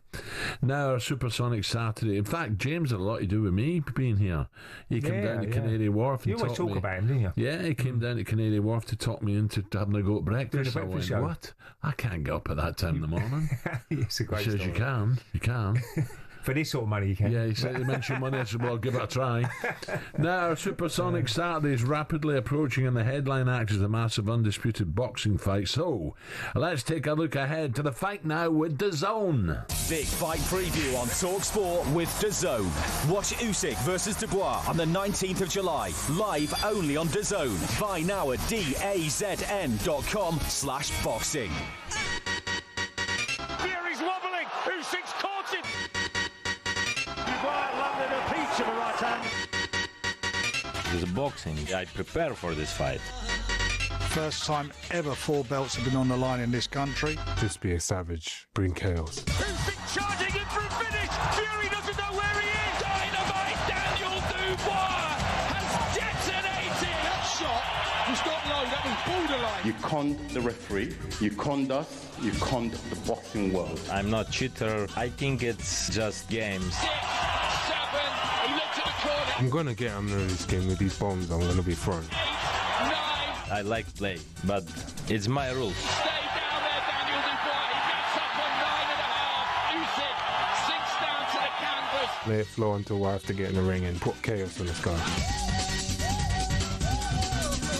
Yeah, that's right. This Saturday, talkSPORT brings you live commentary of the undisputed World Heavyweight title fight between Usyk and Daniel Dubois from Wembley Stadium. By the way, Ricky Fowler 2 under with a birdie chance. British heavyweight Dave Allen was part of our expert boxing team who'll keep you right up to date with all the action from fight week throughout, right through to the final bell. That's Usyk Dubois this Saturday from 6 p.m. live and free on talkSPORT and the talkSPORT Boxing YouTube channel. So let's get more on this great fight. Cross over to talkSPORT's boxing pundit Gareth A. Davis. Gareth, I bet you can't wait for this one. Good morning, Gareth. Morning, Gareth. Good morning, Alan. Good morning, Ray. It's been a long but very interesting week. I mean, it was a rather turgid press conference yesterday in some senses because it's like the volume's turned down with these two guys when they're going at each other because neither of them really is a trash talker or the kind of digs and the barbs are very subtle, and Daniel Dubois says his thing, and Alexander Usyk says his thing. We heard some of it there. And then Don Charles pipes in, tries to kind of stir it up, and there's a shout from the group in the crowd. I think, if I'm brutally honest, I think both men are ready to go. I don't think there's mind games as such because people can't play them with Alexander Usyk.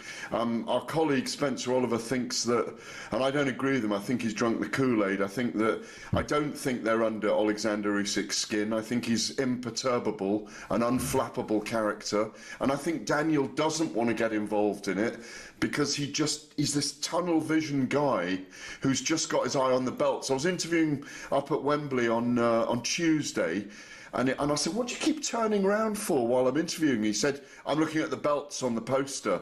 And it's almost obsessional with him. And it was like that up on the farm when I went into camp. He kept staring down to the arch of Wembley that he can see from his camp.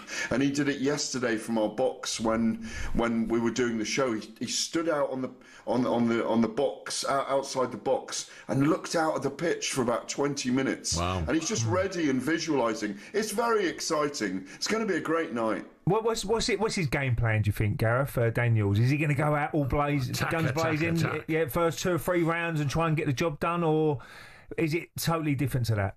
I think guns blazing is what we imagine he's going to do, but it's going to be educated pressure, trying to force Usyk onto the back foot, to trap him against the ropes, to let those big double jabs go, and the left hook and the big right hand. People talk about his jab being a power punch, a ramrod jab like Vladimir Klitschko's was at one time. But Usyk will jump into the space. It will be a battle. It really will be a war at the beginning to control their tanks in the centre of the ring, to force the other guy back. Usyk doesn't like to fight off the back foot, and with Dubois on the back foot, he's going to be nullified by Usyk. So it will be a battle of movement early on. I think the first 2, 3, 4 rounds, we will know how well Daniel Dubois is going to do in this fight. And I really do think it'll be a dance in the centre of the ring. I think Usyk will literally leap into the centre to begin with and will be countering Daniel and bamboozling him and trying to be a magician with him,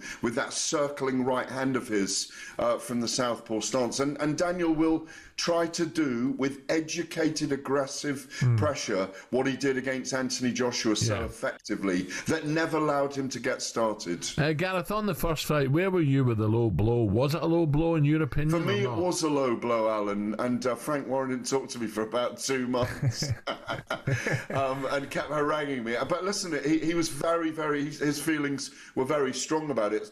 They are with Don Charles and the team. That was Don Charles's trainer's first camp with him. I think they'd been together 14 weeks before that, and obviously he's progressed there. And they have used that as ammunition against Usyk, that he milked the moment. I think he did milk the moment. I think he even was sitting or lying on the ground, prostrate on the ground, thinking he might get disqualified here, because he had made Usyk feel uncomfortable in the early rounds. He hadn't won the early rounds, Dubois, but I remember doing the commentary at the time for us, and there was definitely a sense that Dubois was making uncomfortable. That's why Lennox Lewis, Derek Chisora, and a few others, Spencer included, Simon Jordan, others, think that this time Daniel Dubois has a very good chance to unseat or dethrone and become Usyk and become the undisputed champion. I'm not of that school. He put him down with a jab late in the fight. He recovered from it. I think he would have got up if referee Luis Pabon had made him get up straight away. I just think he's too majestic, he's too clever. I'm not saying Dubois hasn't got a chance, because I think he has. For the first 6 rounds. Yeah, I agree. You could get massive odds on him winning by knockout in the first few rounds. But the first half of the fight, he has to make his own. For me, if he doesn't, I think Usyk will nullify him. We've seen against Fury, against Anthony Joshua, even against Derek Chisora, who had a lot of success against him with that ebullient style. The longer you go with Usyk, the more he nullifies you, the more he gets into his rhythms. I'm with you on that. Gareth, you mentioned Spencer there, Spencer Oliver. Right, he's claimed that AJ against Fury will happen next year. Take a listen to this, guys. No, not at all. Because I think that heavyweight boxing is the pinnacle of the sport, and I think it all trickles down from there. And if we're doing really well in the heavyweight division, it creates an interest and an opening for the smaller weights. So no, I think it's brilliant that in modern times we've had the world heavyweight champion. We've got a chance to get the undisputed world heavyweight champion, Anthony Joshua, Tyson Fury. By the way, I do believe will happen. That will be 2026. But in between that, they're both going to need fights. There's people like this man to my right that will be there, and there's talk of Joshua coming back, and he's going to need a warm-up fight going into that one. He has to have a name of some sort of substance. Dave Allen's put himself in the mix there. There's other names that are being mentioned as well, but what a great opportunity for Dave that would be. And Joshua, I'm sure, as another fight that he wouldn't mind taking. Gareth, do you agree with Spencer that it will happen, but they'll need a fight before the big one? Yeah, that's what my intelligence is behind the scenes as well, that is what's going to happen. We don't know who yet. Kubrat Pulev has been suggested for Tyson Fury. Jake Paul by Eddie Hearn has been suggested for Anthony Joshua. That's a bit of a far-fetched one at the moment, but everyone seems to be prepared to step into the ring and beat Jake Paul up and earn 50 million and then sit back and play the game. But I do think that will happen. I do think there's a lot on the line for both, particularly for Tyson Fury against Anthony Joshua. If he loses that, then maybe he never lives that down, and maybe then we get Usyk against Fury a third time if Usyk comes through Dubois. But there's a lot of water to pass under the bridge. But I completely agree with Spencer that will happen next year. Just a quick one, Gareth. Young Moses, where does he come into these big fights? Well, he comes in, sits in the ground, sits in the VIP seats. I will interview him for us on Saturday night, and he will be watching eagle-eyed because he knows that if he beats Dillian White in August, in the middle of August in Riyadh, and then starts to climb in the division, about a year from now, 3 more fights, people will be talking about him taking over the division. And if Daniel Dubois has become the Kingslayer, oh my word, that's going to be an almighty battle, because he's going to have to fight Joseph Parker and then Kabayel, and then it'll be the time for Moses to do his walk. Yeah. Can't wait, Gareth. Thank you, Cheers, Gareth. Gareth. Cheers, gents. Always a pleasure. Brilliant. That was a look ahead to Usyk Dubois with DAZN. Don't miss the heavyweight rematch between Usyk and Dubois for all the belts and undisputed glory this Saturday, July 19, live only in DAZN. Buy now at DAZN.com/boxing. Right, still to come. Big fight preview on talkSPORT with DAZN. Watch Usyk versus Dubois on the 19th of July, live only on DAZN. Buy now at DAZN.com/boxing. Superstar Breakfast preview on talkSPORT with Travis Perkins. From excavators to skips or cement mixers to pressure washers, Travis Perkins Hire has all your landscaping needs covered. Back to football. Man United fans, get your calls in 03717 22 3344. The number you need to call. You've had a slow summer with just Cunha through the door, but is it about to kick off the arrival on Bumo? Get in touch. Tell us what you made of the summer so far. And after a brilliant day yesterday at the 153rd Open Championship, day 2 is in full swing. Andrew Beef Johnson will join us with all the latest from Portrush. We'll have some fun with the beef in our brand new feature, How Cooked. Have a feeling Bryson will be coming in raw after yesterday's 5-over. That was a look ahead with Travis Perkins. Superstar Breakfast preview on talkSPORT with Travis Perkins. It's easy to hire at Travis Perkins with a Travis Perkins trade account.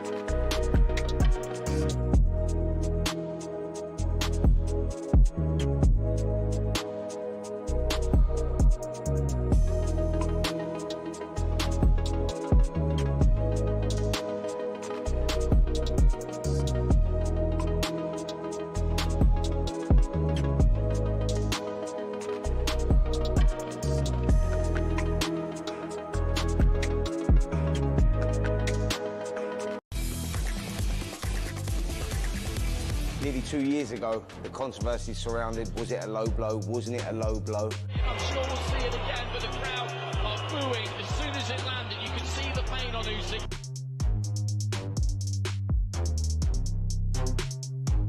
This is what I want, and now we're getting it. It's a big show, and yeah, gonna put it right. Gets Dubois going, and now Dubois coming back.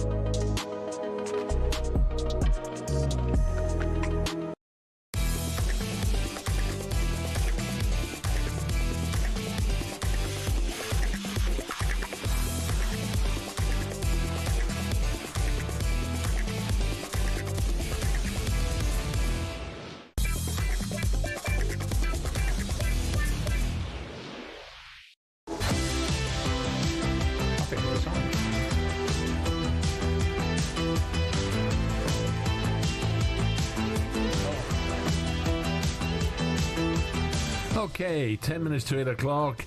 Day 2 of the 153rd Open at Royal Portrush is underway. It's time to get an update thanks to Arnold Clark. The Open Update on talkSPORT with Arnold Clark. Get the UK's best used car deals guaranteed. Okay, let's head out to the Holiday Inn and get the latest update with Rupert Bell. Morning, Rupert. Well, very good. Thank you very much. Always like staying in a Holiday Inn, but I'm not actually staying there at the moment. I'm actually looking at Sergio Garcia out on the course. And the first hole, as you know, Alan, not that you would ever walk it, is one of the hardest holes in the Open Golf Rota. And Sergio Garcia has fallen victim this morning because he's opened up with a double bogey 6 to slip back to 1 over par. That's slightly disappointing, although he does appear to have a chance of getting one of those shots back at least, because he's hit a fabulous shot into the par 5 second hole.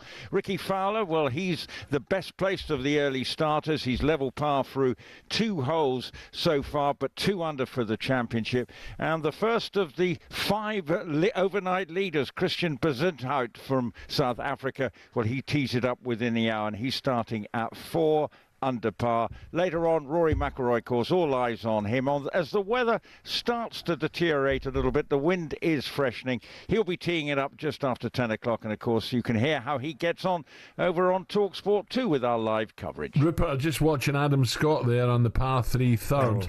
His chip was almost very, very good, close, and it just rolled back. He's trying to roll back again, back down the slope. This time a hold, so he'll be, you know, when you give away shots like that, it must be so frustrating, Rupert. It is. Well, he's currently at 1 over par, and disappointing for Adam Scott. He's on this extraordinary run. I think he's played 96 consecutive majors, which is just a testament to his willing consistency, but also remaining injury-free, because golfers suffer from back problems and often, because but the fact is he's still very competitive. But that was disappointing. That par 3 is not easy, and a lot of the greens here have false fronts and then it rolls back, so he's in danger of dropping 2 shots here if he can't hold his 8-footer. I think it is for a bogey, so disappointing. Whoa. Ricky Fowler's just dropped a shot as well, so he slipped back to 1 under par at that difficult 3rd hole. As I say, the wind freshening, and that's a very exposed green where that particular hole is, so that's why maybe 1 or 2 are having problems on that 3rd hole. Okay, Rupert, thank you very much. And by the way, enjoy the Giants Causeway later on to this morning. Rupert Bell live from Portrush in Northern Ireland. Okay, now it's time for a bit of matchmaking. We'll just do a bit of this. Stick a load of singles in there and then they fall in love. Of course it's hard. It's supposed to be hard. A 36-year-old, you'll have the knockers, you will. Just because it's offering its teat, do I really have to muscle on that? Is there anything in your personal life that could be causing you stress, sir? I'm not a great lover. Hello, oh, what's your name? Sarah Louise. Sarah Louise, fuck, you're up for it, aren't you? I was in love at the time, that's what I was doing. At the time? I don't really. Okay, 7 minutes to 8, and Single Sam's here. Sam, what you got for Ray? Oh, never gets told, does it, Ray, that package? What's your favourite bit of that package? Is it Moose? Moose. It's got to be the Moose. She's up for it, isn't she? We start with Raymondo. What have we got first on our transfer Tinder? Johan Visser to Spurs, age 28, height 5'9", versatile attacking player. Could be tempted to join an old flame in the White Cauldron of North London. Bored of seeing the planes flying over the stadium in the G-Tech. Now he's tempted to be on them and part of Spurs' European journey. What do you reckon, Ray? Johan Visser, Brentford to Spurs, swipe left or right? I think that obviously Thomas Franks knows him very well. He knows what sort of character he is for the dressing room, which is very important. And I think he's a good player, I really do. Brentford will be a bit concerned because if they lose Mbomo, as you mentioned, they're Man United, and they lose Visser as well. Norgard, the skipper they've lost, so Brentford will be a little bit worried about losing him, but I think it'd be a good signing for Spurs. I'll go right. Swiping right. There we go. Yeah, but we're short of time, so just let Ray do it, Sam. No, we are. He's watching the goal. That's fair enough. João Palhinha to Arsenal, age 30, height 6'3", had a taste of life in Germany as he swapped Fulham for Munich. Now he's tempted to return back to London. Could he swap the bratwurst for the bangers and mash? So he was earlier on this window. There was talk of potentially Arsenal when they were looking to freshen up that midfield of João Palhinha to Arsenal. I just wanted to ask you about that. Do you like him as a player? And do you think absolutely. Arsenal at the moment are maybe okay with their midfield options? He was very good at Fulham. He's gone to Bayern Munich, big money move. But I don't think they need him. He's a player that they've got Zubimendi coming in, who's central midfield, who's going to be that holding player, and they've got Norgard, who can really good cover. A very experienced player, captain at Brentford, so he knows how to deal in a Premier League game. He's been there many years. So for me, Palhinha, I'm not saying he's not a bad player. Good player. Good player, but I don't think they need it. They would have spent their money elsewhere. Swiping left. Yes. We can do that. Next up on Transfer Tinder, interesting one. Douglas Luiz to Everton, age 27, height 5'9". Could it be Turin to the Toffees? Everton have offered around £26 million to sign the Juventus midfielder, but Juventus want around £35 million. They, of course, signed him from Aston Villa last summer. Douglas Luiz to Everton? I think that'd be a great signing for Everton. I do. He knows the Premier League. Very competitive player in that central midfield area. And that's what Everton need competitive players, and it make their team better. So for me, it's definitely a swipe right. Okay, I'm good. I missed you there on that section. I wanted you in. I missed you. What's going on? I'm trying to catch up with the golf, and hopefully I can tell our listeners what's actually going on. What is going on? Do you want to give us a golf update? Not yet. The good news is Garcia's got one shot back. So back to par, is he now? No, he's gone. He's gone double bogey, birdie. There we go. Big boys still to come in about an hour or so. They're coming out, so we look forward to that. Right, up next, we're going to hear from celebrity Arsenal fan Matt Lucas and find out whether Ray agrees that Arteta doesn't necessarily need to win something next season. That's next.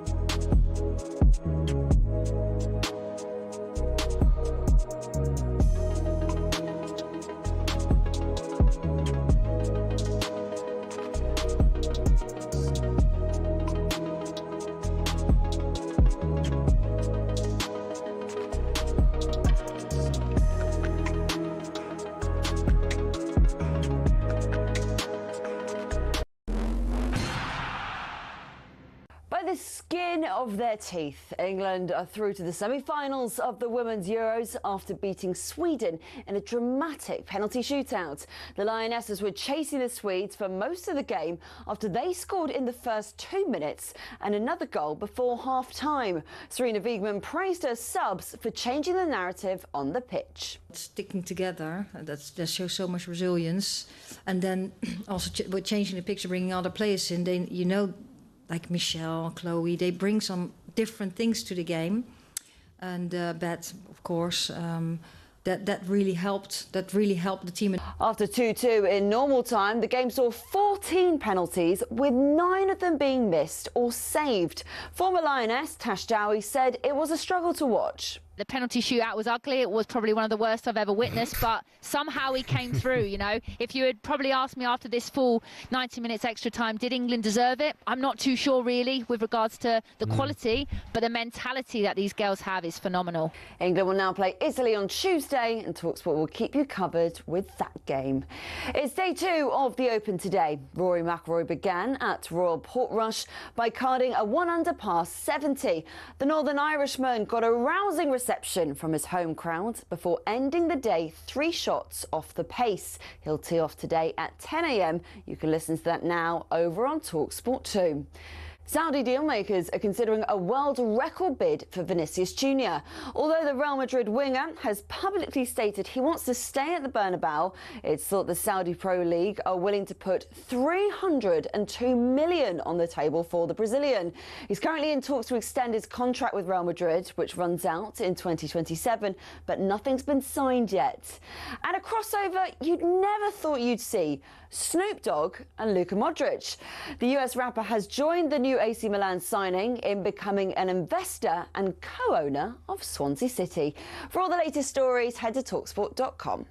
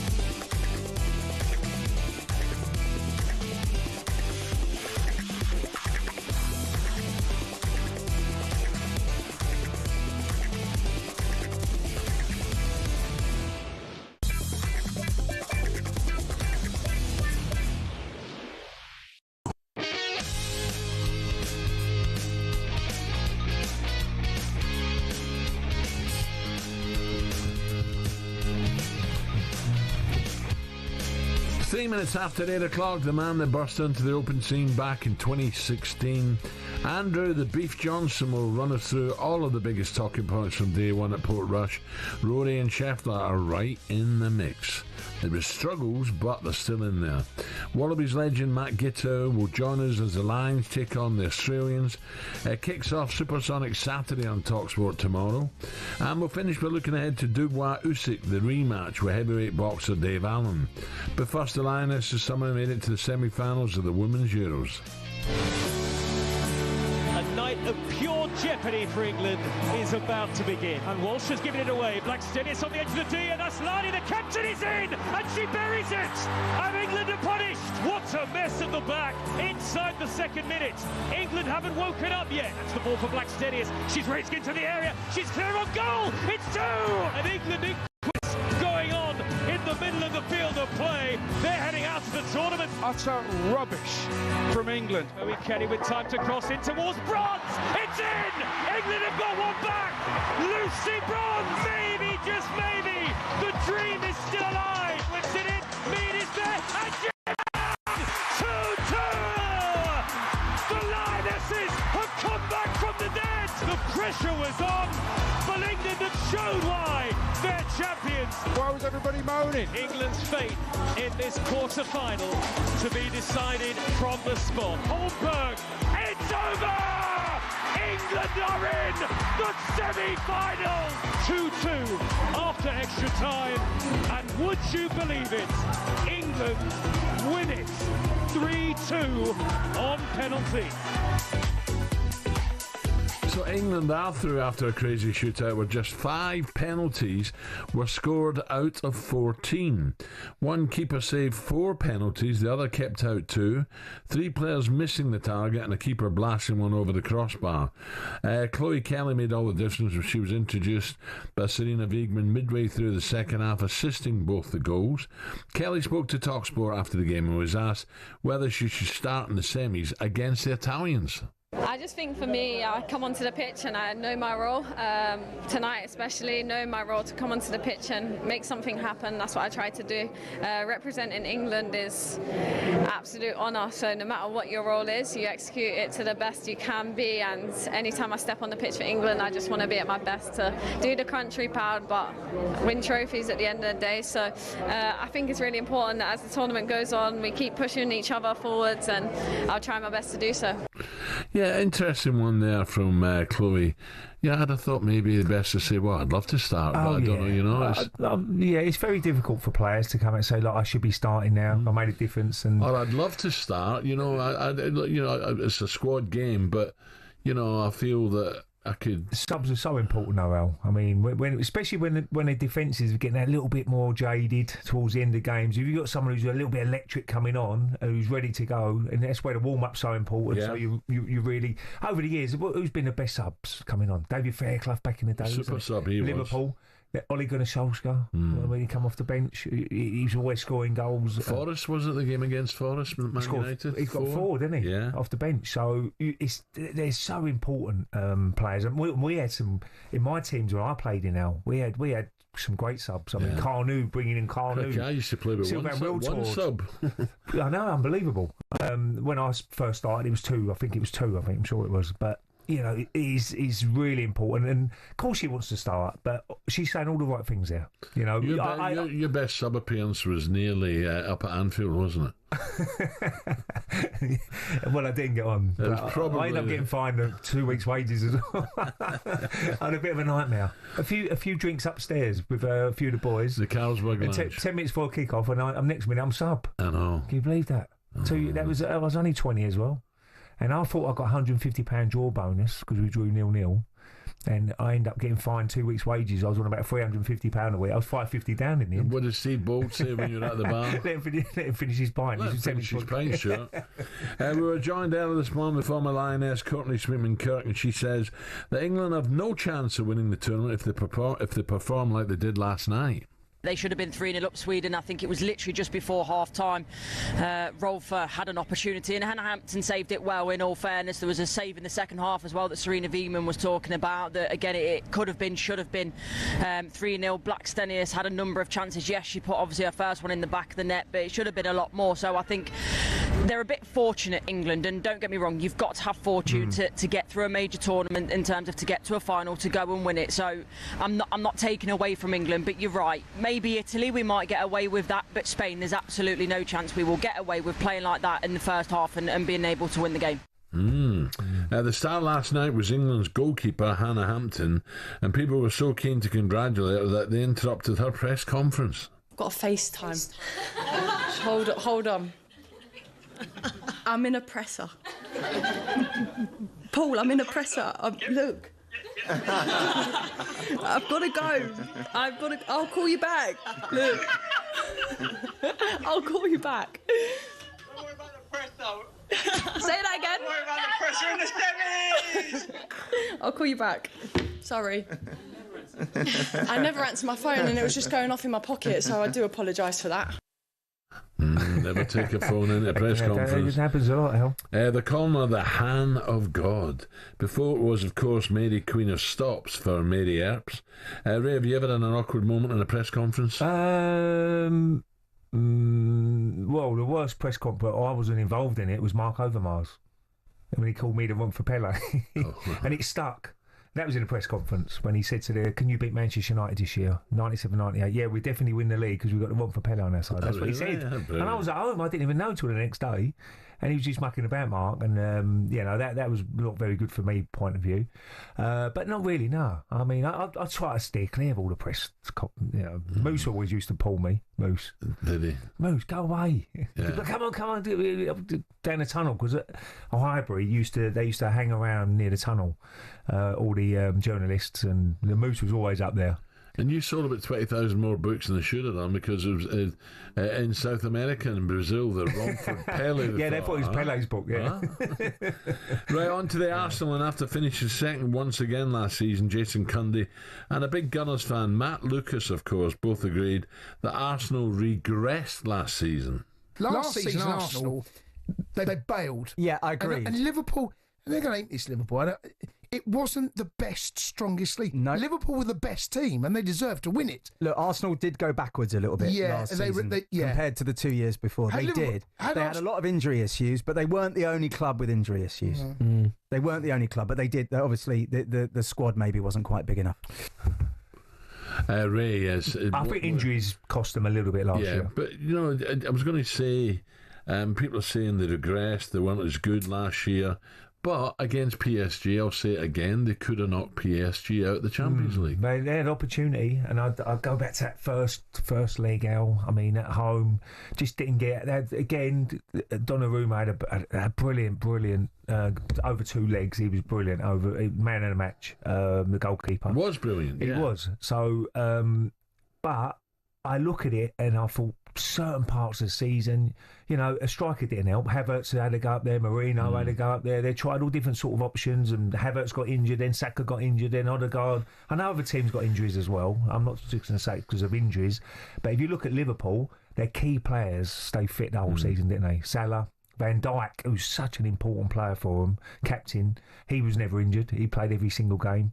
And that was the difference, and they deserved it in the end. Liverpool. I thought Liverpool were excellent. No one knew how the manager's going to fit into the Premier League, and he was brilliant. So he was didn't tinker with it too much. He bought some good players again. I think over the years, Liverpool's recruitment has been so good. Yeah, the players they've bought in, and they've done it again this season. By the way, they've gone right. We need him. They've gone and done it. I know Isak looks like he's in Newcastle now, and they should go for the other fella. But, I think next season there's certainly a lot of pressure. There's no doubt about that. But every single manager's under pressure. Newcastle, Ray, now you mentioned Newcastle, reminds me they got up to Celtic, don't they?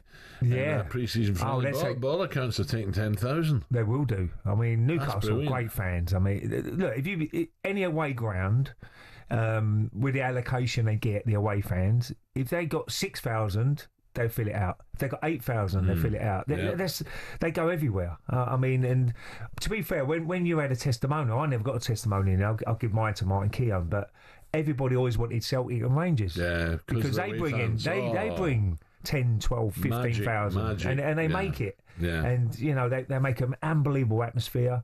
So that's the sort of, and the Manchester United playing Leeds this weekend as well. I know, in Stockholm. Yeah, that's an interesting. Just a quick one on Arsenal. Arsenal, if they got, because it's a tough start Arsenal have got, isn't it? A really tough start. If they got off to a slow start, could the fans turn on Mikel? I don't think they will. It's all the manner of the performance, Al. They want to see a little bit of grit in there, determination, and I've seen that over the last couple of years. He's got them really having a go. The fans, there's a real good connection now with the fans, which wasn't there. So they just want to see a little bit of give everything you've got. Every single game. The squad, they've had a decent window, to be fair, Arsenal. They should get the striker, and once they get a striker, and then he's been well backed, and there's no excuses. I think they're rightly so. There will be second favourites to win it, Liverpool favourites, and let's see how it goes. Man City, it's going to be a great Premier League. It's going to be a great Premier League next year. Remember, tomorrow, Supersonic Saturday on talkSPORT and talkSPORT 2, of course, we have the Open Championship talkSPORT 2, the Lions Tour, the first test from Brisbane on talkSPORT, Usyk against Dubois, live from Wembley Stadium, that's talkSPORT. We have the World Match Play Darts from Blackpool, that's the talkSPORT Darts YouTube channel, and UEFA Women's 2025 quarter-final talkSPORT 2. And up next we'll find out which players have been tipped by the bookies to miss the cut at beautiful Portrush.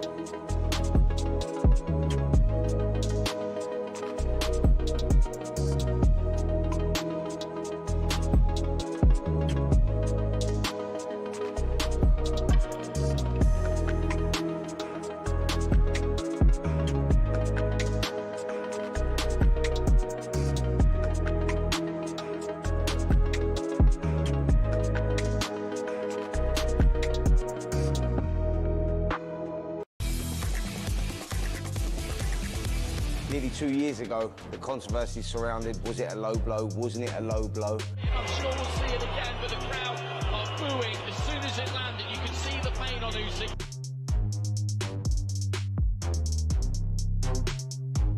This is what I want, and now we're getting it. It's a big show, and we're going to put it right. Gets Dubois going, and now Dubois coming back.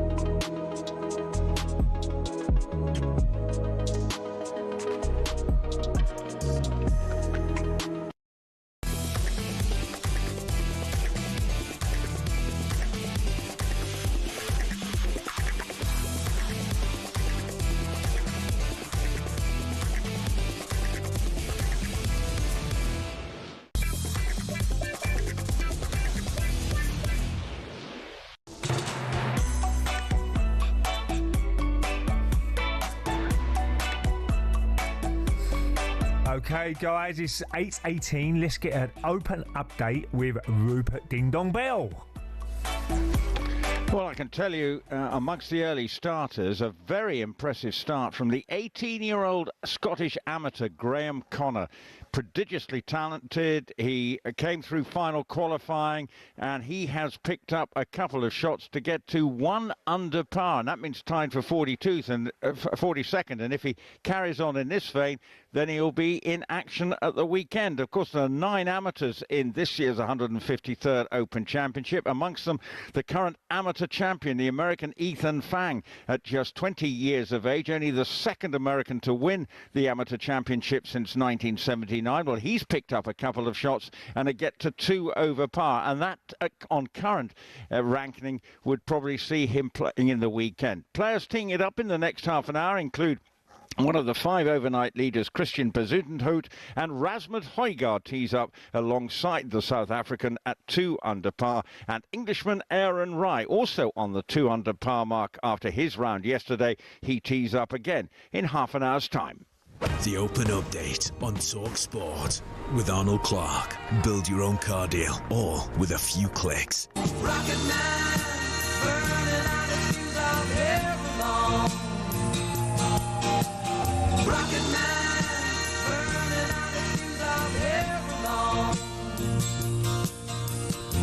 I tell you what, he hits a lot of rock at that young kid. Only 18. I'll tell you what he a player. Smashes it. Yeah, and Fang's a good amateur as well. Yeah, Just watching him, and he's playing really well. Right, how about this one from the newspapers today, Ray? Humans will visit Mars. Is this a wind-up? Before the end of the decade, and could even become a tourist destination by the late 2030s, says astronaut Tim Peake. We spoke to Tim on the show a few weeks ago.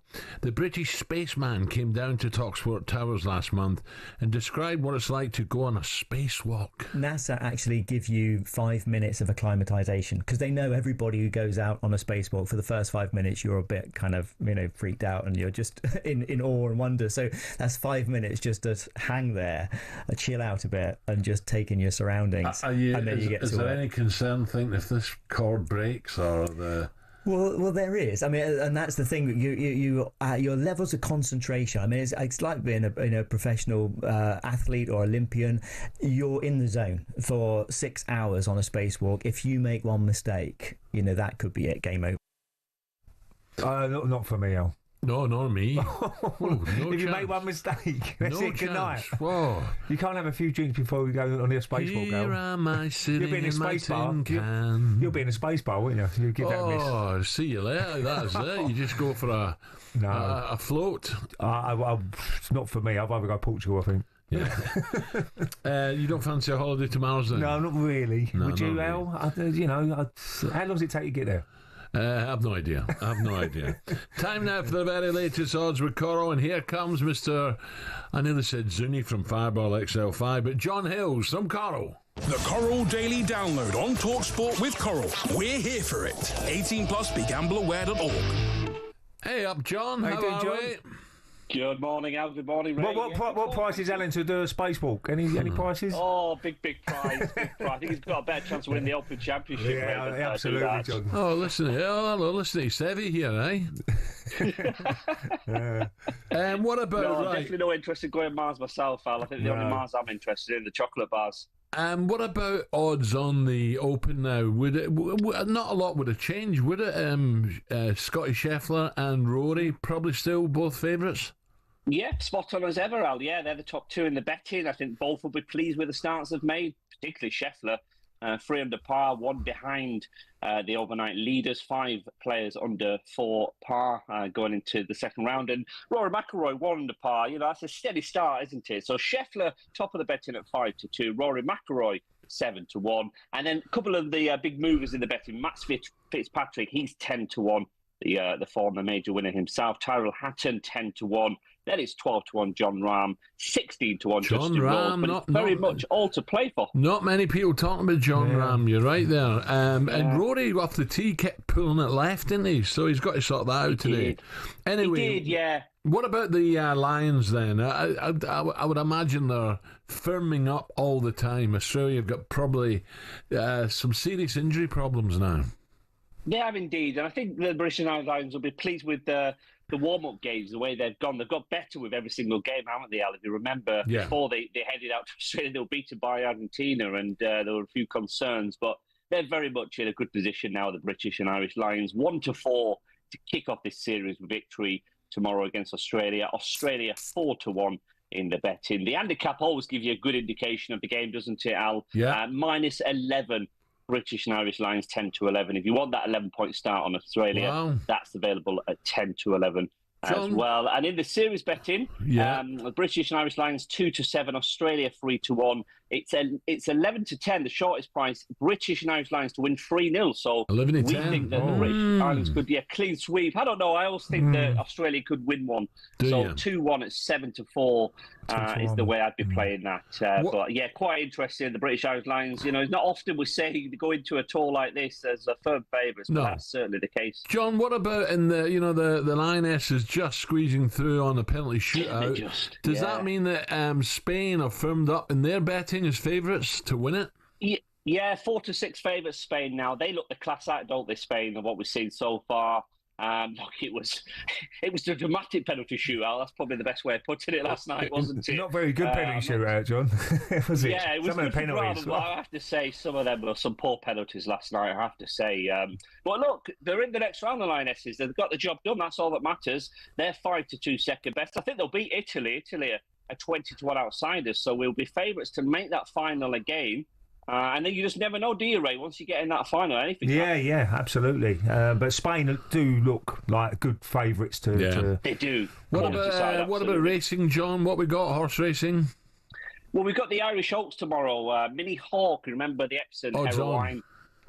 She's 2-9 now. She'll go off as one of the shortest priced Irish Oaks favourites in history, certainly this century. So we expect her to prevail tomorrow for Aidan O'Brien. Ryan Moore will be in the saddle. And then plenty going on in the UK. You've got a big sprint race at Newbury tomorrow. It's the Weatherby Super Sprint, the 2-year-old. And Havana Hurricane is the favourite there at 6-4 for Eve Johnson Houghton.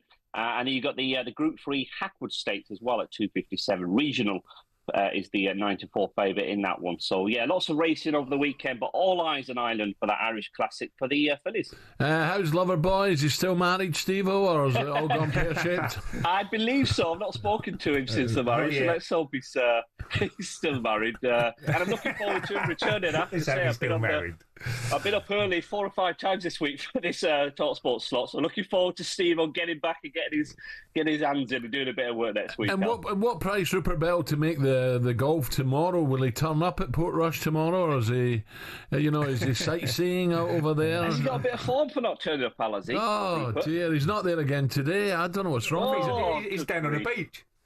I tell you what, it's not a bad life, is it? Rupert has, I have to say.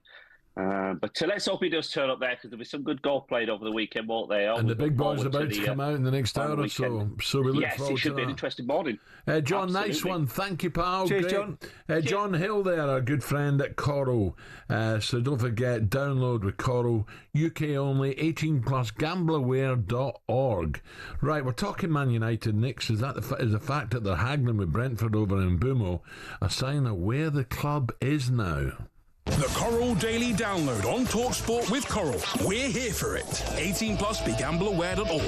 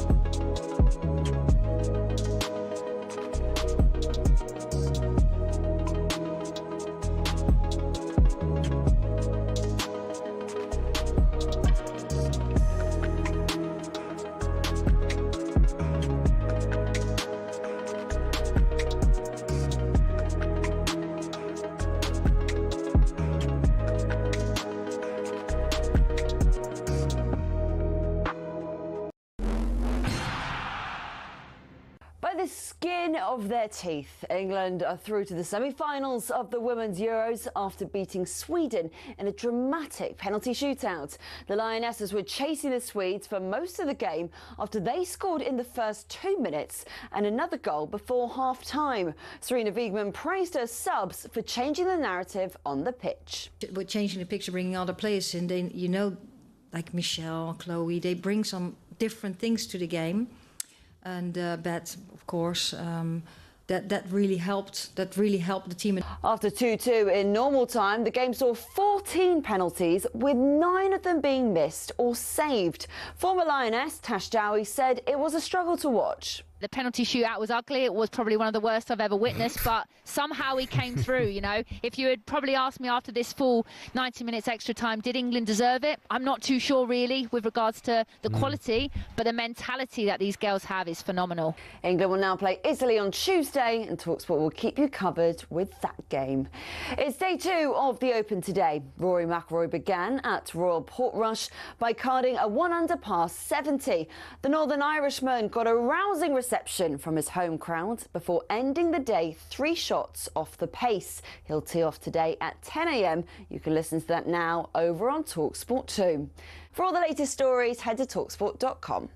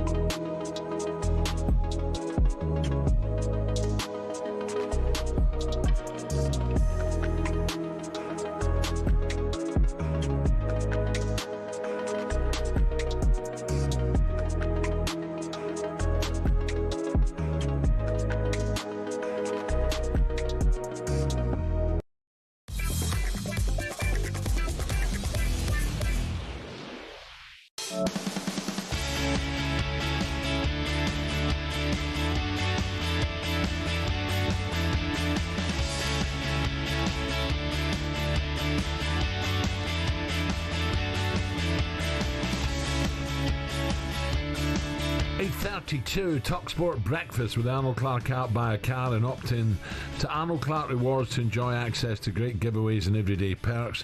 Ray Parlour with me tomorrow evening. talkSPORT brings you live commentary of the undisputed world heavyweight title fight between Usyk and Daniel Dubois from Wembley Stadium.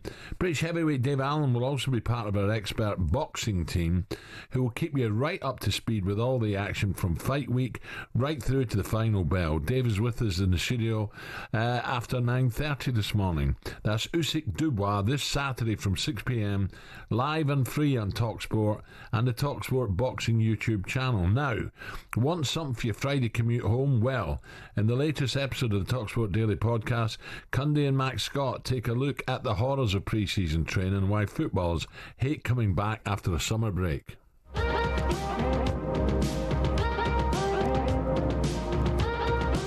You just say to a footballer, you got pre-season. Got pre-season in a week. You got sweat. And then you'd have a race back to Portman Road, and then you'd go over the pub, have a pie, and back over for afternoon ball work. When I first Southampton, wow, he come to us. It was like, what are we going to do with this guy? It was like, we just dragged him out of the lounge bar at the local pub. We've run, and we thought we only had to do 1 hour. It's quite a way. And then as soon as we finished, we went, right, do it again, and everybody has got to beat their time.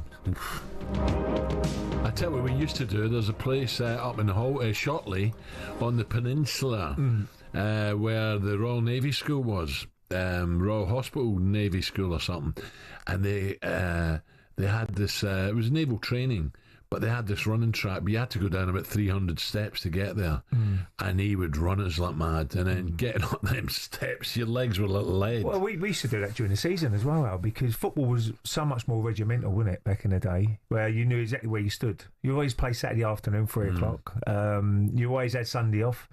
Then you train Monday, you train Tuesday really hard, and then we'll have Wednesday off. That's every week you could plan it out. But now, these days, it's totally changed. You play Sunday, Monday, Friday. So it's all around what the games itself. But pre-season was always tough. But for me, it was always the most important part of the season, pre-season. If you've got a good pre-season under your belt and you didn't get injured and you felt great, then I think your body was ready to go throughout the season. If you had a couple of injuries during pre-season, missed a couple of weeks, you're always catching up, and it's a nightmare. So that was Jermaine Pennant, Jamie O'Hara, the Chunk, Alan Brazil Ray, and myself there. That's the talkSPORT Daily Podcast, available wherever you get your podcasts from. Now, let's chat a bit of Man U. Are they finally getting closer to the man from Brentford?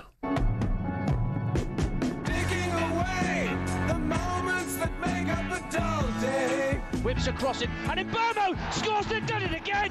23 seconds into the game. What an effort from Brian Mbeumo. Brentford expected a medical to take place, therefore they expected full agreement with Manchester United. Still we wait. Patience is wearing thin for a lot of people, including myself. This fella, no disrespect, this fella's at Brentford, right? This deal should have been done. Easy. One day, one phone call. Where Brian is now. Man United coming in, I think, it'll be a good signing as well. They're going to say to United, look, you paid 62.5 million for Cunha. We want a similar fee. You've got to be battering your head against the wall. Manchester United do want to try and get Mbeumo over the line before they head off to America for their pre-season tour. Do you know what? I had this on the other day. Pink Floyd from the olden days. Oh, what a... If you're on your own, you're just chilling out in the sun with a beer, you put this on, blasting away. Bit different than music back in the day. With your headphones on. Yeah, not all the rapping. Oh, Pink Floyd were just... Yeah, a different class, yeah. Brilliant. The old bands were brilliant, weren't they? Right, United fans, how frustrating is it for you to still be waiting for the Mbeumo deal to really develop? Good player. talkSPORT understands Manchester United have lodged a new bid. It's around £65 million plus £5 million in add-ons for Mbeumo. I think he wants to go as well. I'm sure he does. There is optimism on all sides that this latest and third offer will be enough to seal the deal. But United have been in negotiations with Brentford for more than a month, but have only been determined to be patient and not overpay. Speaking on breakfast earlier in the week, Alan Brazil suggested United should prepare for a real tough season. Worry that Manchester United could get involved in the relegation battle? I genuinely do, because you've also got 5 first-team players, big fees, training on their own. That does not send the right message to the rest of the players in the training ground. The transfer business they've done, okay, they brought in the top player from Wolves, a very much a maverick player, great technical ability, of course, but that wasn't their bigger issue. The big issue is keeping goals out. Yeah. And at the moment, they haven't changed much from that. Well, I don't think United will be fighting relegation. I really don't. No. For more on this, let's speak with talkSPORT's Manchester correspondent, Mickey Gray. Mickey, good morning. Morning, Mickey. Al Razor, morning. How are you doing? Yeah, good, Mickey. Mickey, look, it's going to be a fantastic Premier League, an open Premier League. Yet Liverpool favourites. But at the same time, we expect a big improvement from Chelsea, Arsenal again, City again, Newcastle maybe. But at the bottom, I can't see United fighting relegation, mate. No, I think I'm in agreement with you, Al, and I think there's still a lot of work to be done at Man United. I know probably Man United supporters are getting a little bit frustrated now because they probably wanted players through the door. I know Mateus Cunha's walked through, but this Mbumu situation, or saga, if you like, has gone on a little bit too long. The United players are now back in pre-season, and I think maybe Ruben Amorim probably wanted a settled squad going into pre-season, but it's obviously not going to happen because of the situation that we've got with the 5 players that we don't know if going to be at Manchester United. Well, that's a good point. Alan Pardew mentioned Rashford, Sancho, Garnacho, players like that. You know, if they're not wanted, you've somehow got to get them away from the rest of the heart for the harmony in the squad. You can't you can't have them anywhere near. No, absolutely, Alan. I don't know if you two fellas have been in clubs before when you went back to pre-season. I certainly have, where we've had players who wanted to leave the club and they were still there, but the manager said to them, well, you can train at the club, but you train late in the afternoon and you don't get changed in the same dressing room as the players. Yeah. And it's not nice because they're your mates and you want to speak to them. And I'm sure that's the situation with, you know, Rashford, Sancho, the other players, Garnacho, etc. And all the players will be asking them questions about what's happening, where they're going, are they going to be leaving the club? And that will start to filter around the whole dressing room. And it's not a nice place to be. You want a settled squad going into pre-season. Certainly Man United, after last season and the way that they performed, they want to try and hit the ground running if they possibly can. But one player walking through the door is not enough. Yeah, they've got to look at a defensive point of view as well, Mickey, haven't they? I mean, shipped so many goals last year, really open. They need that solid defender at the back as well. Well, right, they just didn't get it right from front to back, did they, Man United? I think we all knew that certain part of the season they put all their eggs in one basket and tried to go and win the Europa League. Unfortunately, they weren't able to do that. And I think Ruben Amorim himself knows that he's got to get off to a good start. The first 10 games of the season are vitally important to him. And I think to try and get everybody back on side, because it's all negative coming out of Manchester United and has been for such a long time now. I think he knows the importance of trying to get off to that good start. But their hands are tied until they can get these players out of Man United. They're not able to go back into the market and bring in the players that he wants to bring in. I'm sure before the first ball's kicked of the new season, there will be players come into Man United, but nobody's going to pay top dollar for the players that are going to leave the club because they know that they want to leave. So their hands are tied. And the wages as well is a massive problem, isn't it? I mean, they're on big wages, and other clubs are going, well, should we take the chance with wages? Mickey, what about your old club, Sunderland? How tough's it going to be for Sunderland next season?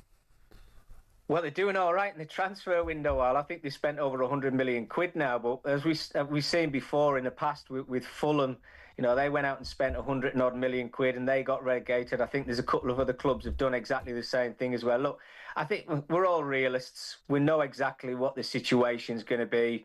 It's going to be a hard season. It's going to be a battle at the bottom of the table. And they've just got to try and get as many points on the board as they possibly can. And I think the first season's all about survival, isn't it? Yeah. Certainly, if you look at the last 2 seasons, if they survive, then you can build on that. But everybody's excited. You looked at those playoff games, the semi-final against Coventry at the stadium. The stadium, the atmosphere was just absolutely electric. So it's been a long time. They're looking forward to it, and I'm sure that everybody's just going to enjoy it. Mickey, another club looked to be in a bit of a state is Sheffield Wednesday. Now, you know all about that. What's going on there? I think they've just let Windass go as well, haven't they? Yeah, there's Windass and Smith. I think them 2 players have been able to leave the club, and they don't know what's happening with the manager, Danny Roll, who's a very talented manager as well. There was a lot of speculation about him leaving the club. It's not in a good place. It was actually like that when I was at the club. They were struggling to pay the wages. We had a squad of 16 players to play every single week, and I think they probably find themselves in that situation again. But it's a great club. but it's just been run into the ground, and things start to need to change. Mickey, great to talk again, mate. Cheers, Listen, mate. have a nice weekend. Thanks, Thank you. Mickey Gray there. Right, I tell you what we'll do. Let's look ahead to the next hour of the show with Benchmark. Superstar Breakfast preview on talkSPORT with Benchmark's Kitchens and Joinery. Get trade prices on kitchens to suit all styles and budgets at Benchmark's.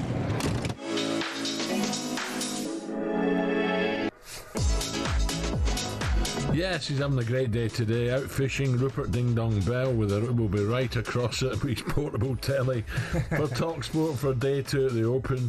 I'll also be asking Aussie legend Matt Gitu if the Wallabies are shaking in the boots ahead of the first test against the British and Irish Lions. It's gone very quiet in Australia. And it's Dubois versus Usyk 2 from Wembley, live on talkSPORT. The White Rhino, Dave Allen, will be live in the studio to chat all things boxing. That was our breakfast preview with Benchmark. Superstar Breakfast preview on talkSPORT with Benchmark's Kitchens and Joinery. All our Benchmark's kitchen doors come with a 5-year guarantee. Terms and conditions apply.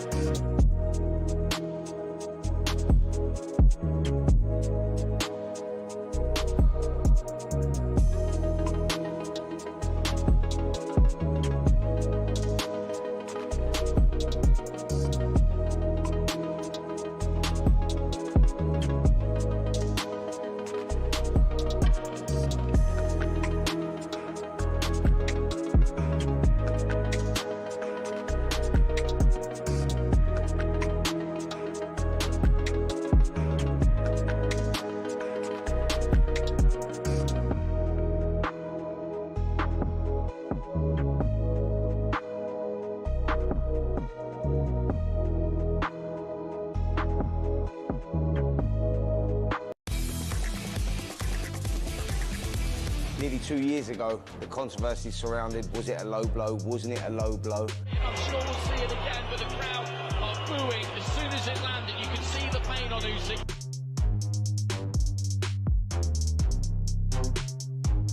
This is what I want, and now we're getting it. It's a big show, and yeah, we're going to put it right. Gets Dubois going, and now Dubois coming back.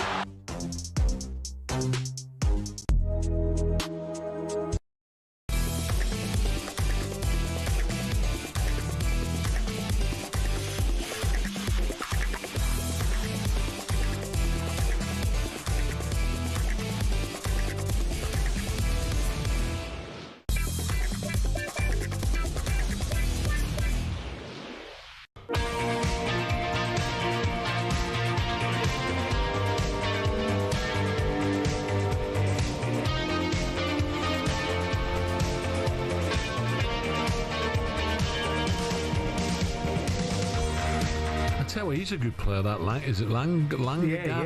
There's some players I've never heard of. I think he's French, I think. Good player, lovely swing. Yeah, day 2 of the 153rd Open at Royal Portrush is underway. What's happening, Rupert Bell?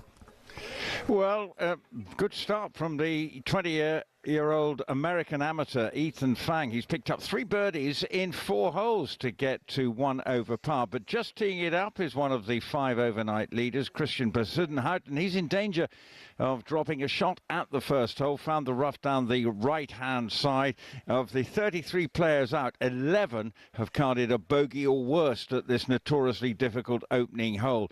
Well, teeing it up shortly is Aaron Rai. He's at 2 under par. The Englishman going along very nicely yesterday. And also in the out, Tyrrell Hatton will also be making his way to the first tee. He was brilliant with his 3 under round yesterday. It was a really solid round of golf, and he looks as if he's going to be playing a major part in the weekend's action. I just watched Rory walk out, stride out, bouncing his step with an hour before his tee off, so he's heading to the range, Rupert.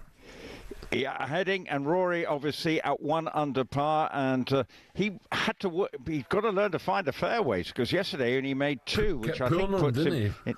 Yeah, and which it puts him in terms of the statistics, I think, right at the bottom. But yet he still managed to card a 1 under par 70. So it will be interesting to see if he can sort of put that bad driving date behind him, because if he does, then I'm sure he's going to shoot a pretty decent number. There are birdies out there, but I think the weather forecast is looking a little bit grimmer this afternoon. And don't forget all the action. Rory teeing it up just after 10 o'clock. You can hear how he gets on our coverage on talkSPORT 2.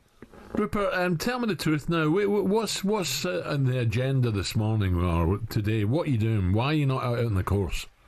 Well, no. What I do, it's a full day here, right? Yes.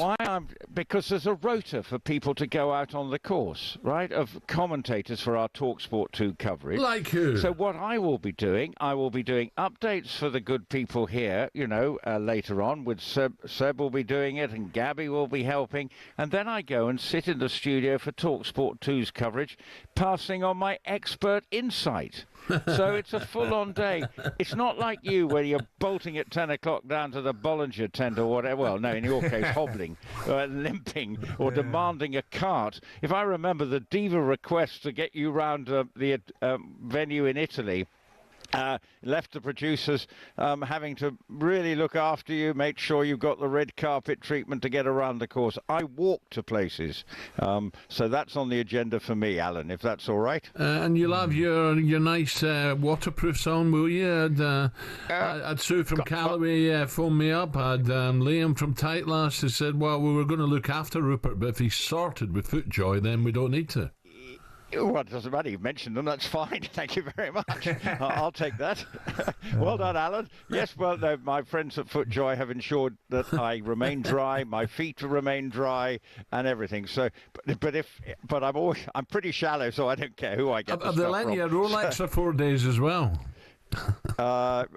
Sadly not. I haven't had one of those either, but there's not as much swag around as there used to be at these events.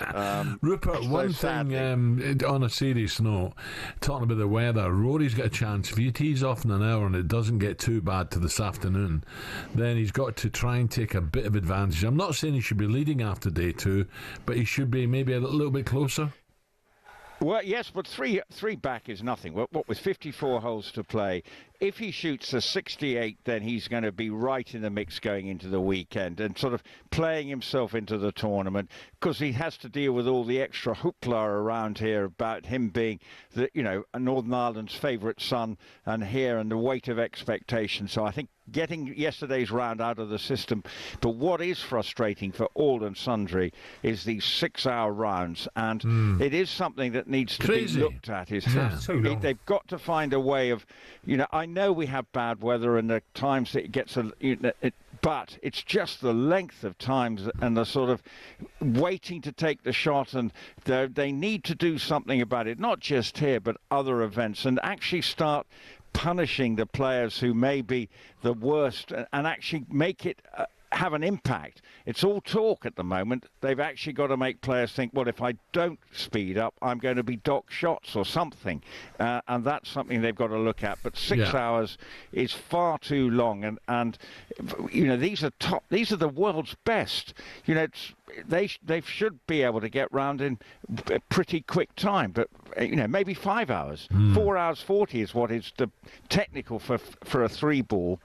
Is what it's expected to be, but to be something like an hour and a half further slower, it's not acceptable. It's frustrating. No, I agree. We both agree for spectators and all. Rupert, have a good day. Thank you. That was a thanks, Rupert Bell, and thanks to Arnold Clark. The Open Update on talkSPORT with Arnold Clark. Everything for your car, all in one place. Okay, Rupert Bell there. It does look a little bit as if the heavens are going to open. Staying with the Open, we're joined now by a man who burst onto the scene with an 8th place finish at Royal Troon in 2016, Andrew Beef Johnson. Beef, a very good morning, Andrew. How you doing, Ed? Yeah, I'm good. How's it going, guys? How are you, pal? Yeah, excellent. You enjoying it? Yeah, you know, I'm over here rehabbing in Australia. I watched a bit last night. I saw some of the start of Rory's round and Tommy's round. It was about that time. So, yeah, I managed to watch a little bit of it. I'm going to try and catch more today. Now, we've come up with a feature inspired by your nickname called Who's Cooked? We have a list of players here, Beef, based on their play yesterday. I want you to tell me how cooked they are, steak style. So let's fire up the barbie, fire up the grill. Here we go. Hello. Right, we've got a leak somewhere. Let's start with Rory. How cooked is Rory Beef?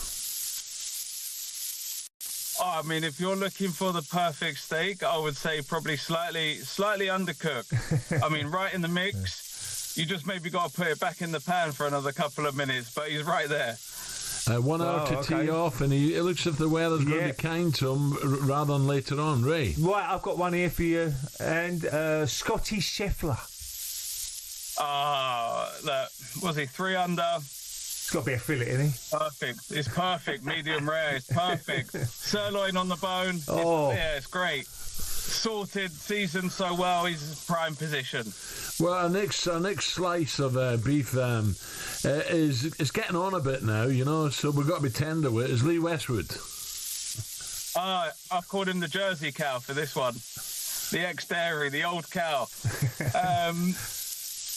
Yeah, again, cooked perfectly. Medium, straight in medium, right in the mix. It's great to see Lee playing well, coming through the qualifying as well. So, yeah, hopefully he can carry it on, and come Sunday, he'll be up there. It'd be great to see. Right, my one is who struggled a little bit yesterday, Tommy Fleetwood. I think the problem with Tommy of the first round is someone's put him in an air fryer. not on the barbecue or not in a pan, but he's still raw, so we can fix it. That's the way I would describe it. He's still fixable. Only 2 over. He has a good round today. He's right back in the mix, so he's far from out of it. Yeah, definitely. Now, the next bit of beef's badly burnt. This is Bryson DeChambeau. He's had a mare yesterday. So I had a look at the biggest deficits after the first round, who's come back and won, and it was over 100 years ago, and it was 11 shots. Whoa. And I think he's 11 shots behind. Yeah, so I'm going to say maybe he hasn't come out the packet yet. He's still completely raw. But, I mean, will history repeat itself? Can he repeat history? Who knows? Well, he is an extraordinary player. You know, he could make birdie after birdie, but he's not a links player, though, is he? No, I don't think so. I think that's the great thing about these open courses and Port Rush is you can't overpower these golf courses. Yeah. You have to drive it. You have to be in play. You have to hit it straight, put it on the fairways, miss bunkers, and play solid golf. Which is good. I think it's such a fair golf course, but these old courses sometimes you can't overpower them. Yeah. Well, Beef, as I say, Rory teeing off in just under an hour now. We look forward to day 2, mate, and take care. We'll talk Enjoy again. Australia, Beef. Have a nice weekend, Beef. Thank you, mate. Yeah, you too. Cheers, guys. Lovely, thank you.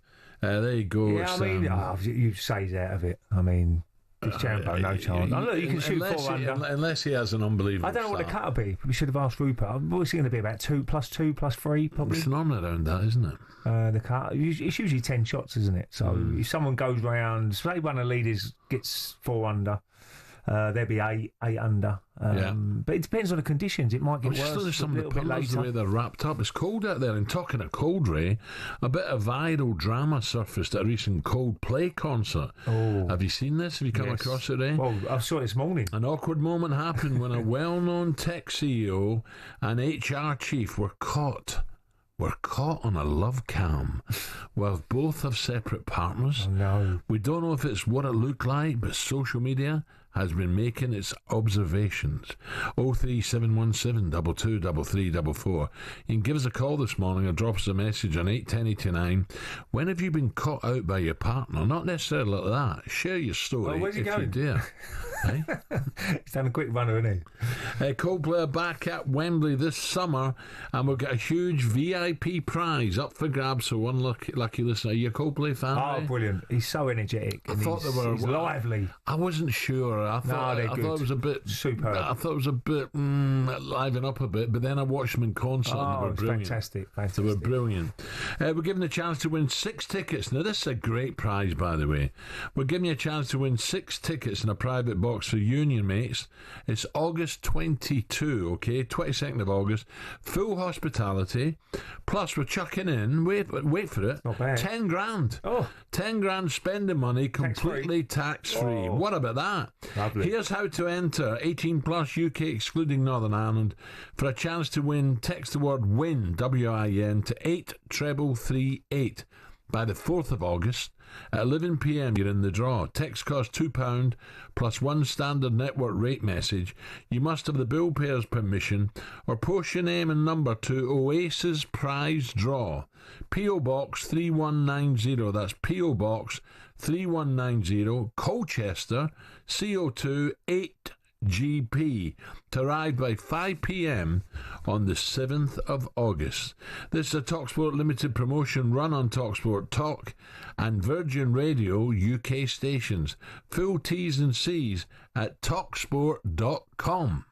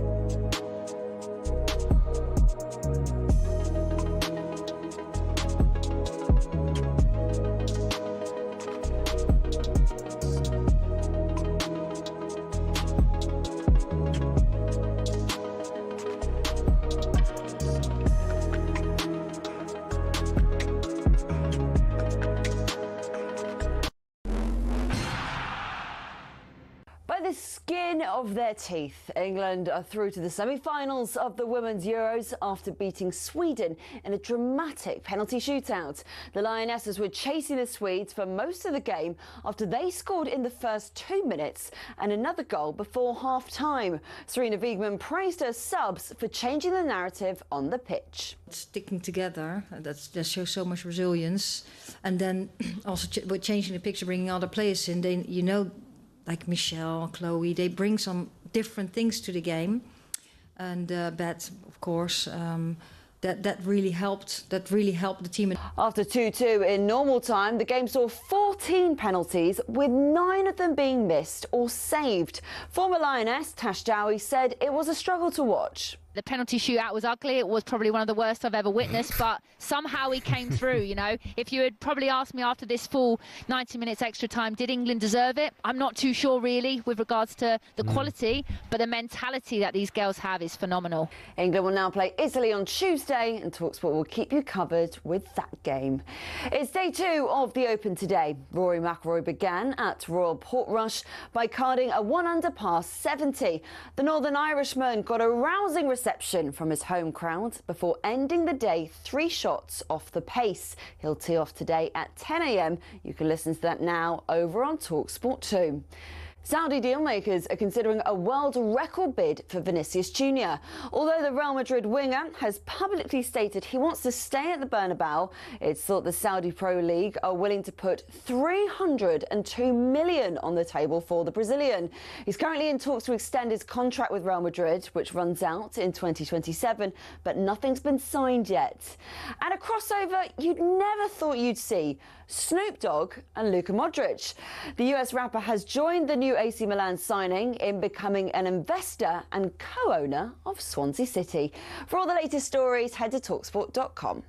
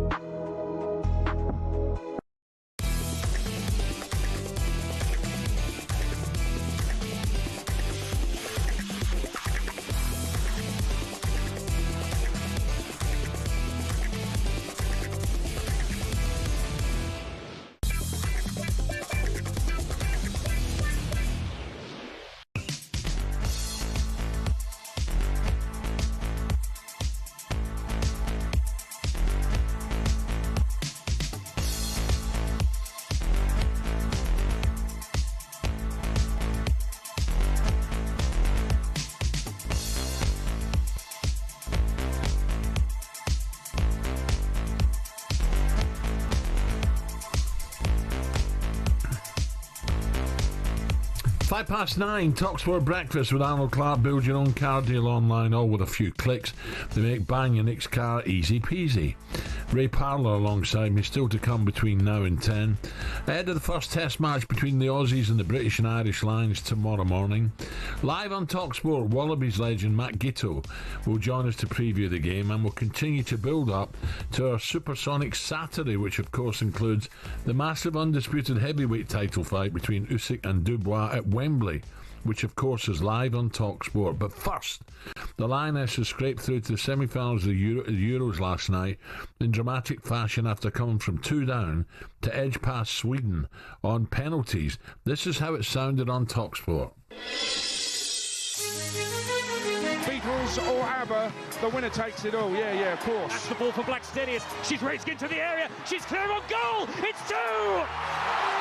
Stina Blackstenius scores for Sweden, and are England going to be knocked off their Euros 2, the Lionesses 0. I can't quite believe what I'm watching. Utter rubbish going out in the quarterfinals. Proper England, that is. Oh, there's real pressure on Serena Wiegmann now. Mead is there, and Jimmy! 2-2! The Lionesses have come back from the dead. Can you believe it? I'm 20 years older after this night. I've never experienced this before. Now we go to penalties. It's over! England are in the semi-final. Their grip on the Euros trophy remains alive. How they're still in these Euros, I have no idea. Yeah, that's right. Dramatic scenes. The defending champions have made it into the semis of the Women's Euros in an absolute all-time classic. Manager Serena Wiegmann sat down with talkSPORT's Courtney Sweetman-Kirk and joked that the stress of the rollercoaster game actually took 20 years off her life. My heart rate is slowly slowing down again, but yeah, I think I'm 20 years older after this night. I've never experienced this before. What a crazy football night this was. You took the words out of my mouth there. My next question was, have you ever been involved in a penalty shootout like that? No. I've been involved now with England with three penalty shootouts, and we were brilliant at those. And today we weren't that brilliant, but Sweden was not brilliant either. I thought we were out 3 times. But then they missed 2, and then we scored it at the end, and crazy. But I must say also that one save that Hannah had was incredible. And Hannah, obviously coming into this tournament, the number one, the pressure that's been on her shoulders, but she's risen to the occasion extremely well. Yeah, extremely well. In the game, I thought she would play really well. She had a very good save in the second half too, which was a crucial save at that moment. Well, we know, of course, it's important to keep the ball in the back of the net, but their crosses and their corners, how the team defended, and of course her leading the team and having that one box also really good. But then of course her she's with her feet well put under pressure sometimes, really good too. But yeah, what a team performance, unbelievable. So semi-finals for England now. The semi-final against Italy is live on talkSPORT this coming Tuesday. Don't forget Tuesday. Potential final opponents, world champions Spain, play tonight on talkSPORT 2. They take on the host Switzerland. Can we get a shock there? I doubt it. No. Now though, what an amazing story. This is a good one coming out of Swansea City.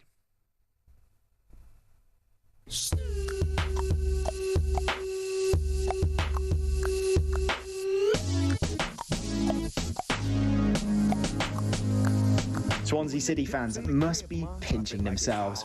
As Snoop Dogg helped launch the club's new shirt last week, they were buzzing with excitement. The multi-award-winning rapper told them that the big dog was coming to a hood near you soon.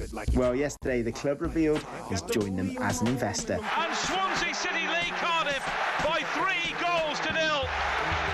This has been a day they've been waiting for many, many years. He joins Luka Modric, who announced his tie-up with the club in April. Club owners, and especially American owners, have seen the spectacular success at Wrexham by sprinkling a little bit of Hollywood sparkle into a football club. So in the case of Snoop Dogg, people who can get sponsors in because they want to say hello, and I think this very much could be a trend as far as football is concerned.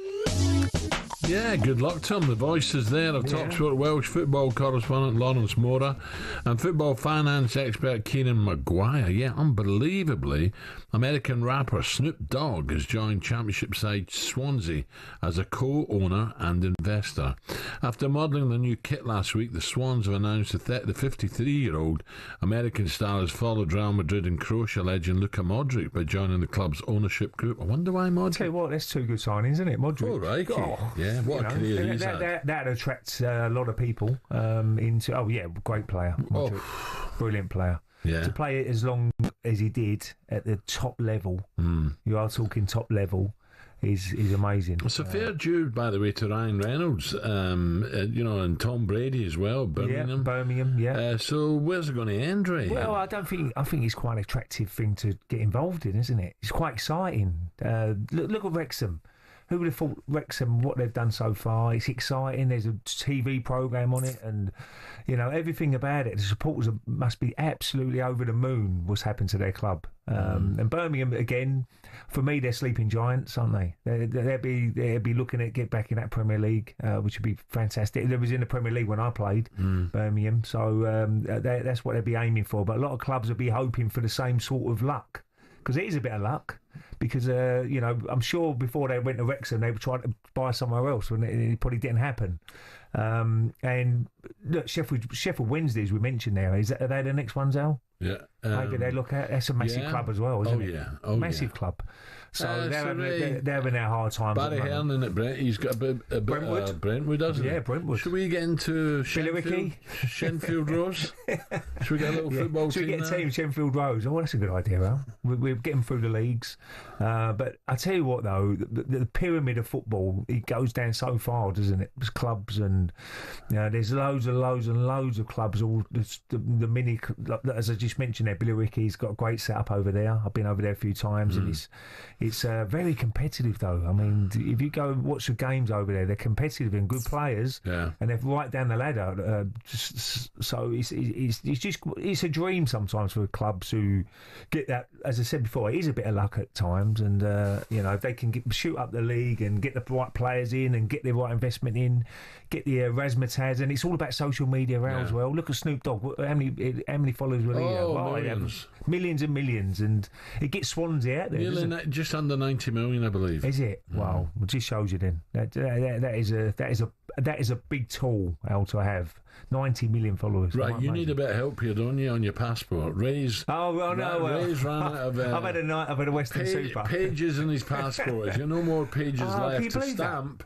And you're going to Singapore and then to Hong Kong. Well, I don't think he gets stamped. Who's at the passport office can help Ray out of Victoria?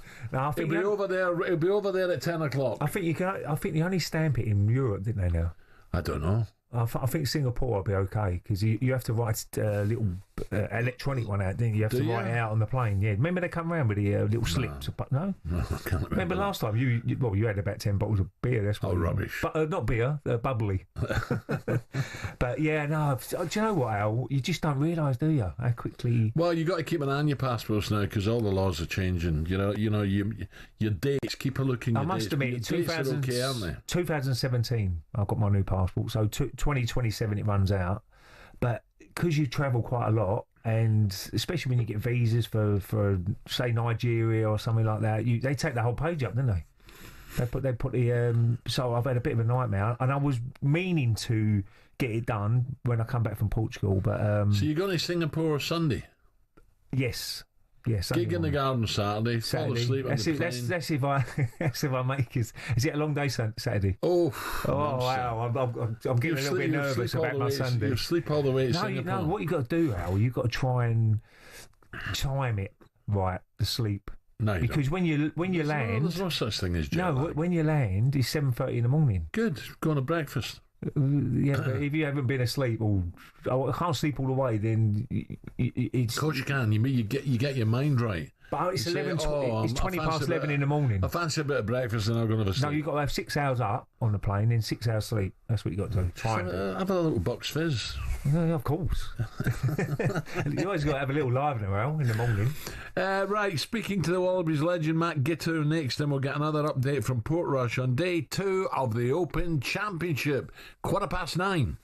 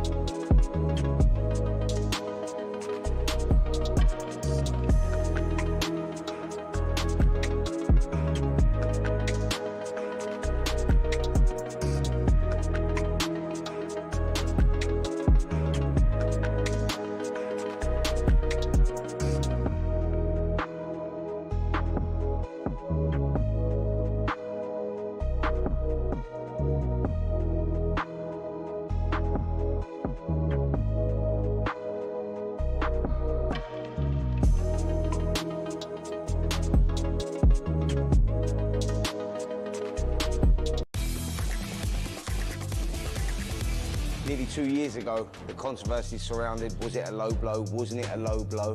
I'm sure we'll see it again, but the crowd are booing as soon as it landed. You can see the pain on Usyk.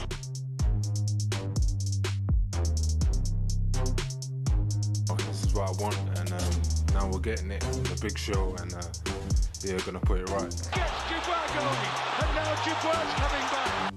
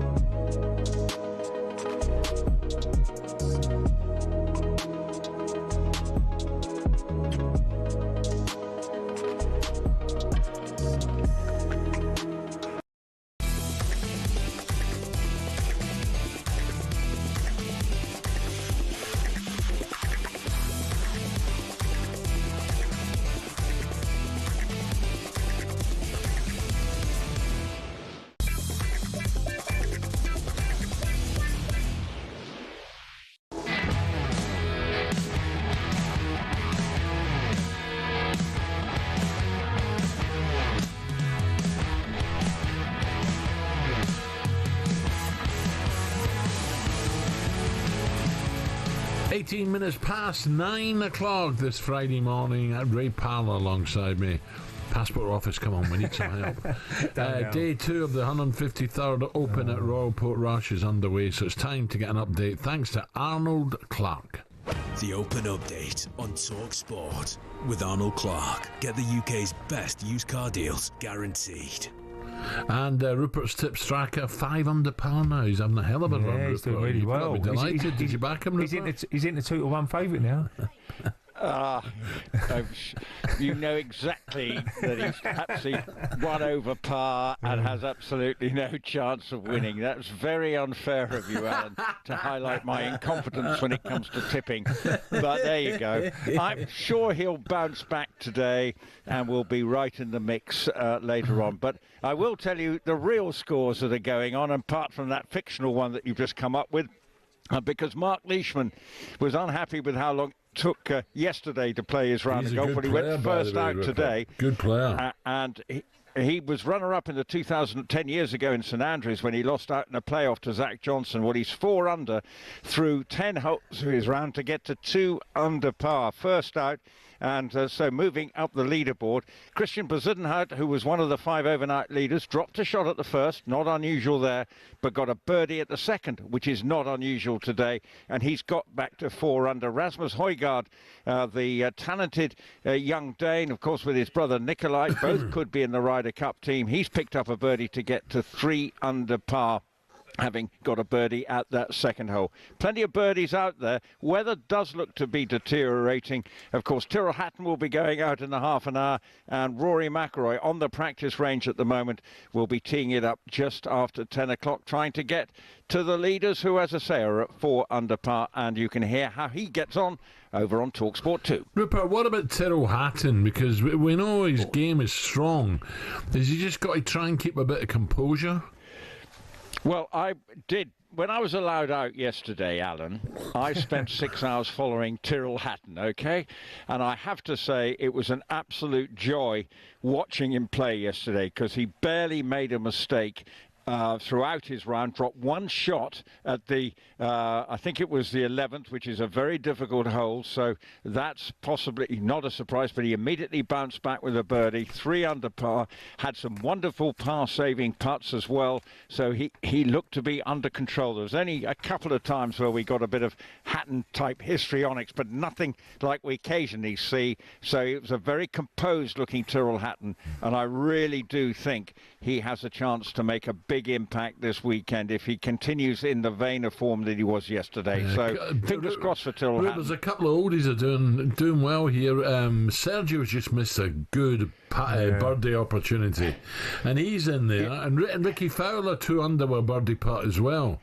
And he just leaves it short. And also, Rupert, I just want to ask you about Fleetwood, because he's on a practice range at the moment, and I thought he was terrible yesterday, but he only shot 2 over. So if he can just get there a little bit straighter today, He could have a run. Absolutely, he was very unlucky at times yesterday in his round, and I think this is something you just need a bit of luck, and it shows you've just got to grind your way, keep yourself within touching distance. And Tommy Fleetwood, we know how talented he is. If he can get the rub of the green today, he can definitely shoot a 68, 67. Yeah, you never know, that might put him right back in the mix. But he cut a bit of a dispirited figure as he got more and more frustrated. But I think it was the whole thing yesterday, how long it takes and everything. It does sort of plays on you and you sort of overanalyze it, but hopefully he will pick up. Sergio, he's obviously on the Live Golf Tour now, but he got through their qualifying system that the RNA have allowed, sort of over a period of tournaments, the top ranked individual. Well, Sergio got in there, as you say. He's a level par, opened up with a double bogey at 6, got a birdie at 2nd, and yes, he's knocking at the door for a few more birdies, and he could, if he can again shoot an under par score, make an impact over the weekend. Yeah, nice one, Rupert, thank you. Justin Thomas 1 over, Tommy Fleetwood 2 over, and Rory 1 under. So good 3-ball. Good 3-ball, that is great 3-ball. Right, we're looking forward to. Are you going to see much sport? Because we're at a gig in the garden, aren't we? Well, we will. Got to catch up. We will watch the golf. Yeah. You've got to watch the golf. He's probably one of the best. Look, we all know Augusta is great as well, the Masters. Maybe watch a bit of the Lines as well, won't we, Sally? Well, it's a great weekend for sport, it really is. And, you know, as much as we miss the football Premier League and all that sort of stuff, it's still been a great summer, isn't it, for sport? Wimbledon and, you know, all these great events going on, the Grand Prix.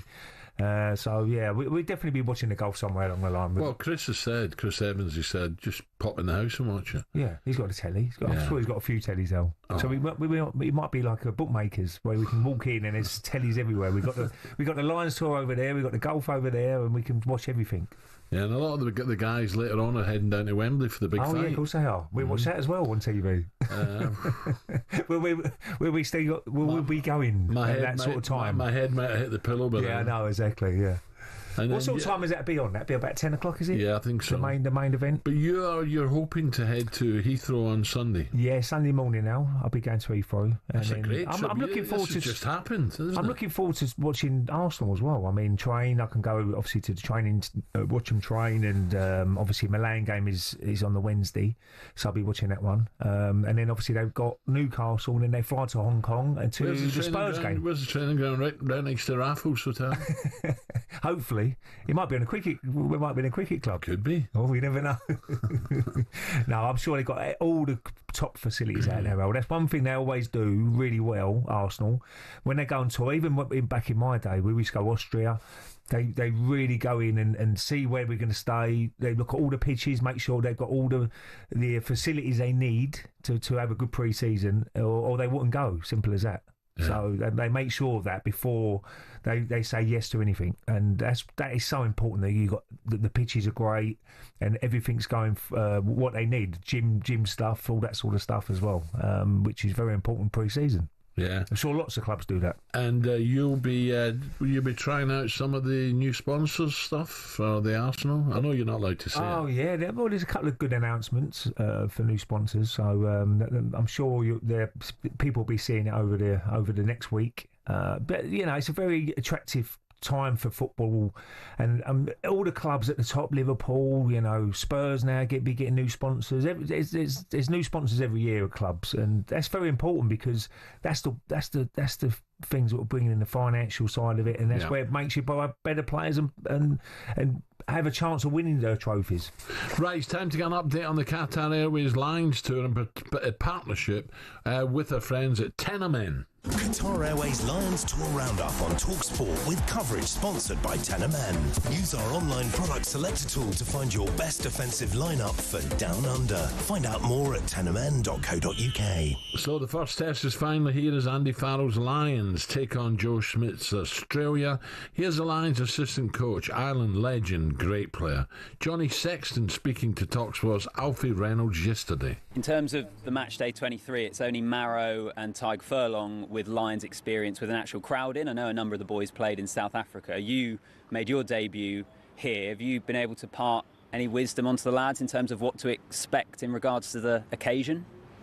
Look, I think Andy's covered it really well during the week in terms of the occasion and the the atmosphere and the scene that we're going to walk into, and it either brings the best out of you, or you wilt under the pressure, and he's challenged us around that, coming in, making sure we try and bring the best version of ourselves, and the boys are ready. They haven't needed much guiding. They've been guiding themselves a lot during the week, which has been a great sign, and I think Maro's led them really well. Don't forget the Wallabies against the Lions, the first test of the series right here on talkSPORT, presented by Shabana Hearn from 10 a.m. with kick-off at 11. You can hear from someone who was called up for the first game of the tour. Jack Van Poortlet is on drive at 4:30. That was thanks to Tenamen. Qatar Airways Lions Tour Roundup on talkSPORT with coverage sponsored by Tenamen. Use our online product selector tool to find your best defensive lineup for Down Under. Find out more at tenamen.co.uk. And so tomorrow talkSPORT will also bring you the unmissable, undisputed world heavyweight title. The title fight between unbeaten Usyk and Daniel Dubois is really starting to peak. Joined next by British heavyweight Dave Allen.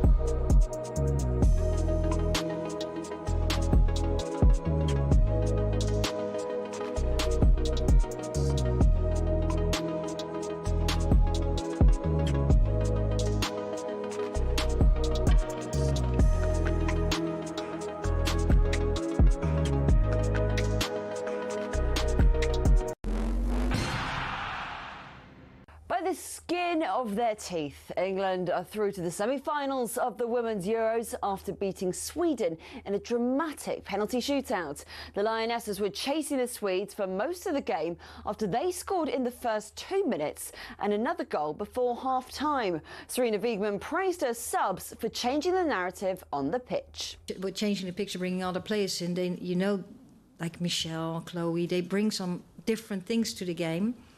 And Bet, of course, that really helped. That really helped the team. After 2-2 in normal time, the game saw 14 penalties, with 9 of them being missed or saved. Former Lioness Tash Dowie said it was a struggle to watch. The penalty shootout was ugly. It was probably one of the worst I've ever witnessed, but somehow we came through, If you had probably asked me after this full 90 minutes extra time, did England deserve it? I'm not too sure, really, with regards to the quality, but the mentality that these girls have is phenomenal. England will now play Italy on Tuesday, and talkSPORT will keep you covered with that game. It's day 2 of the Open today. Rory McIlroy began at Royal Portrush by carding a 1-under par 70. The Northern Irishman got a rousing reception from his home crowd before ending the day 3 shots off the pace. He'll tee off today at 10 a.m. You can listen to that now over on talkSPORT 2. For all the latest stories, head to talksport.com.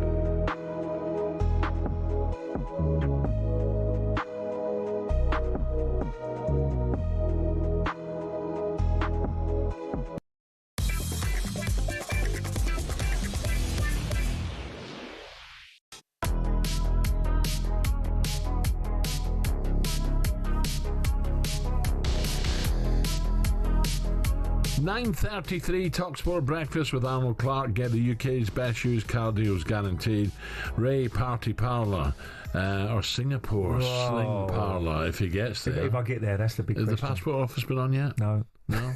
So you... Computer says no. Oh, no. It might be one of them at the airport. Subby says, follows at 10 is Little Sam Matterface, Big Alex Crook, and former Rangers in Scotland tough guy, Charlie Adam. And John is now to tell us what's coming up. Is Big Crookie himself. Big Crookie. How are you, Alex? I'm good. Alex? I'm good, yeah. Had a good day watching the golf yesterday. Did you? I think it's going to be a good weekend. In the pub? Not in the pub. No, not in the pub. Might retire there tomorrow. I've got a kids' football tournament in the morning. My youngsters are playing. Finishes about midday, right, yeah. So maybe watching the golf in the pub in the afternoon is the show. Well, we're hoping Rory has a good second round. He looks in the good form. You know, he's on the driving room, springing his steps. So hopefully, he'll play drive a bit better. Yeah, drive a bit better. What do you want to cut be about? +2? +3? 2 over, I'd have thought. Yeah. Justin Rose played well yesterday. Yeah, bogey-free round. Yeah, I backed him first round leader, needed 6 places, 80-1, and he missed out by 1 shot on the top 6. There you go. Right, what's the latest with Manchester United in the transfer business? Well, it looks like this Brian Mbeumo saga is finally going to reach a positive conclusion as far as United are concerned. Yeah, it certainly has. More than 40 days since they put their first offer in. 65 million plus 5 million add-ons, I think, is the magic number as far as Brentford are concerned. So we're expecting that to go through. And that might have knock-on effects when it comes to Johan Wissa, who obviously Forest have bid for this summer. Tottenham keen to reunite him with Thomas Frank and Newcastle as well. My information this morning is that if Mbeumo does go to United, then Brentford will be loath to lose both. Are you a little bit worried and if you're Brentford? Well, I think if you lose both those players, and obviously they've already lost Norgard, their captain, Thomas Frank, I think it's a massive job for Keith Andrews, who actually Charlie Adam has been on coaching courses with, so he's going to give us a bit of insight into what he's like as a manager between 10 and 1. But yeah, I think Brentford are one of those teams who might be looking over their shoulders because Sunderland and Leeds are doing decent business. Yeah, what else you got on the show?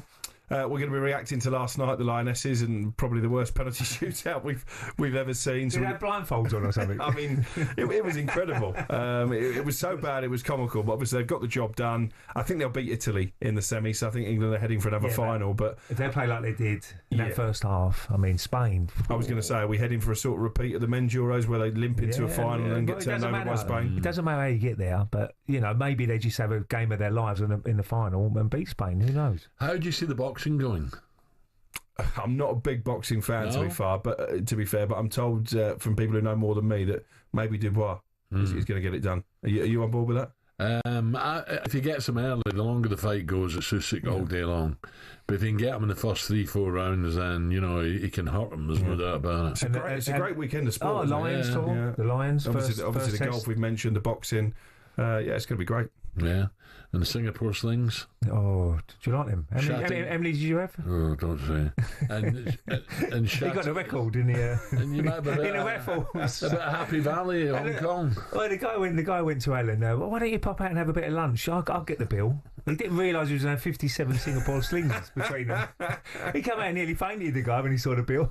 He meant a cheese sandwich and one beer. I tell you what, the old wine suppliers at Goodwood will be stocking up for your trip there as well. The Whispering Angel is on order. Just sorted some for my golf as well, Whispering Angel. Yeah, that's good stuff. Thank you, Sam. It's not the cheapest place either, raffles, is it? No, well, he would know.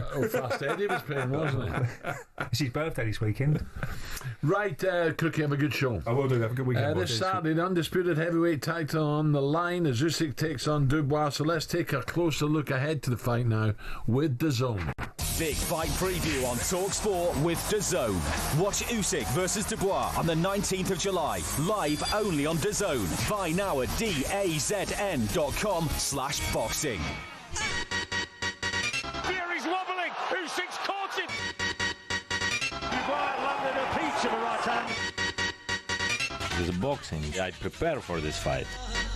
First time ever 4 belts have been on the line in this country. Just be a savage, bring chaos. Usyk charging in for a finish. Fury doesn't know where he is. Dynamite Daniel Dubois has detonated. That shot was not low, that was borderline. You conned the referee, you conned us, you conned the boxing world. I'm not cheater. I think it's just games. 6, 7. He looked at the corner. I'm going to get under this game with these bombs I'm going to be throwing. 8, 9. I like play, but it's my rules. Stay down there, Daniel Dubois. let it flow until we have to get in the ring and put chaos in the sky.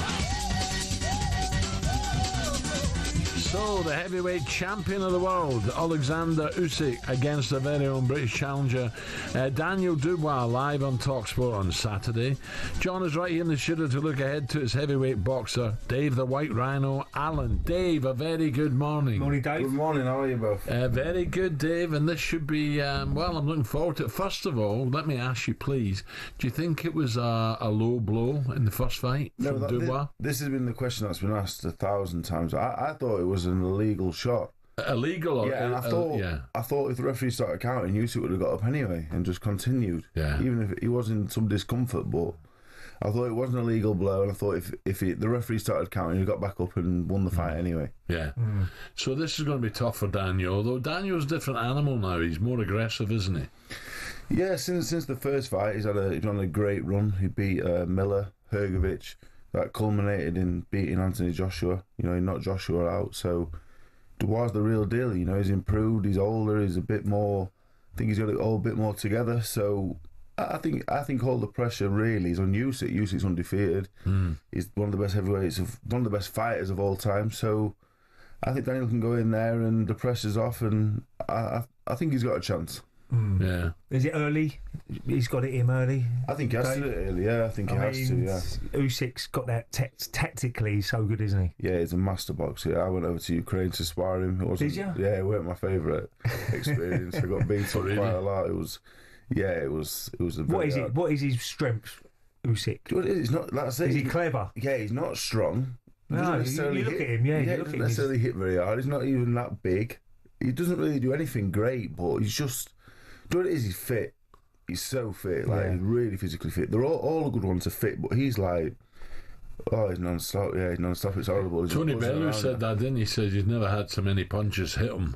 He's just kept going and going and going. I think a lot of boxers are stood right in front of you, and you hit each other and you think, this is all right. Usyk is here, then he's to the left of me, he's the right of me, then he's behind me.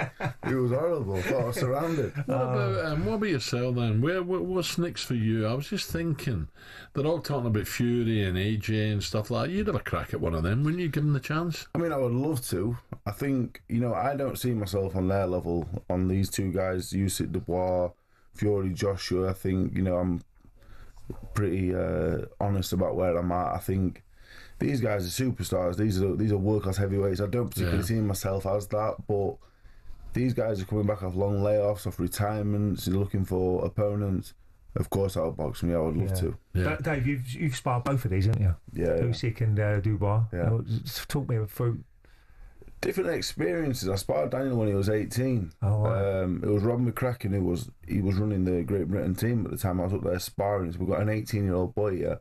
Came to a few rounds and I thought, of course he can. I thought, I'm a nice guy. Get him in, I'll take it easy with him. He nearly took my head off. Yeah, it was awful.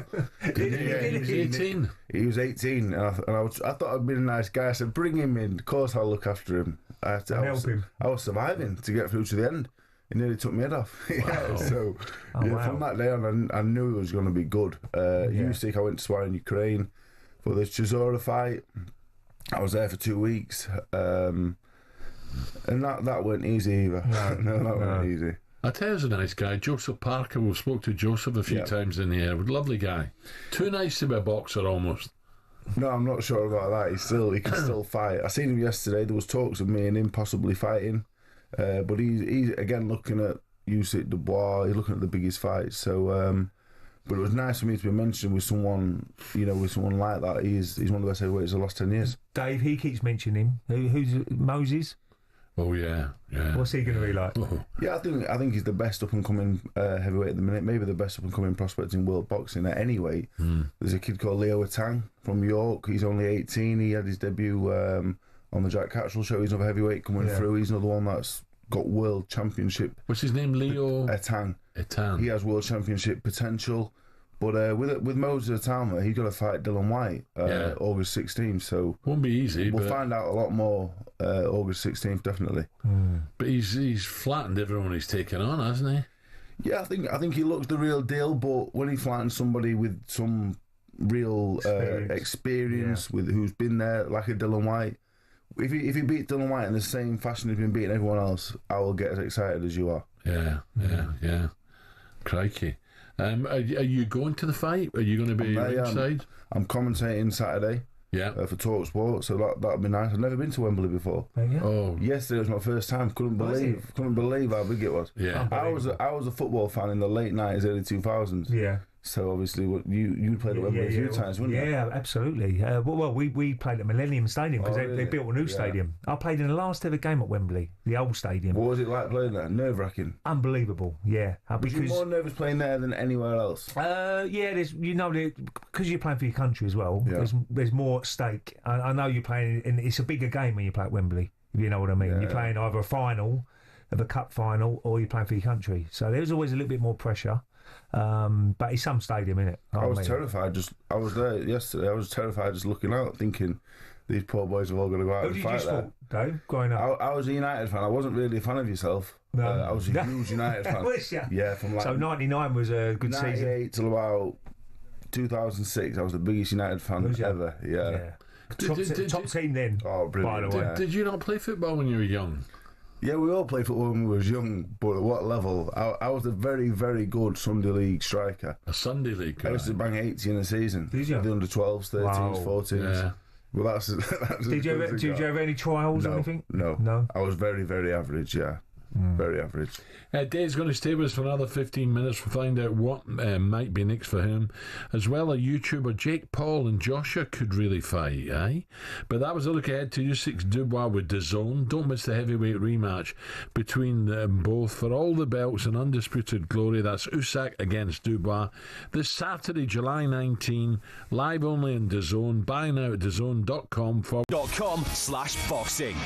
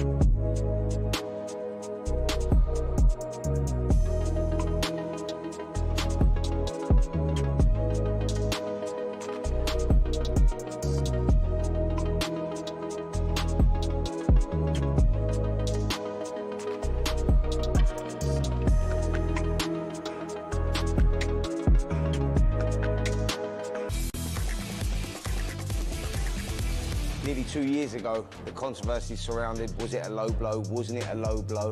I'm sure we'll see it again, but the crowd are booing as soon as it landed. You can see the pain on Usyk.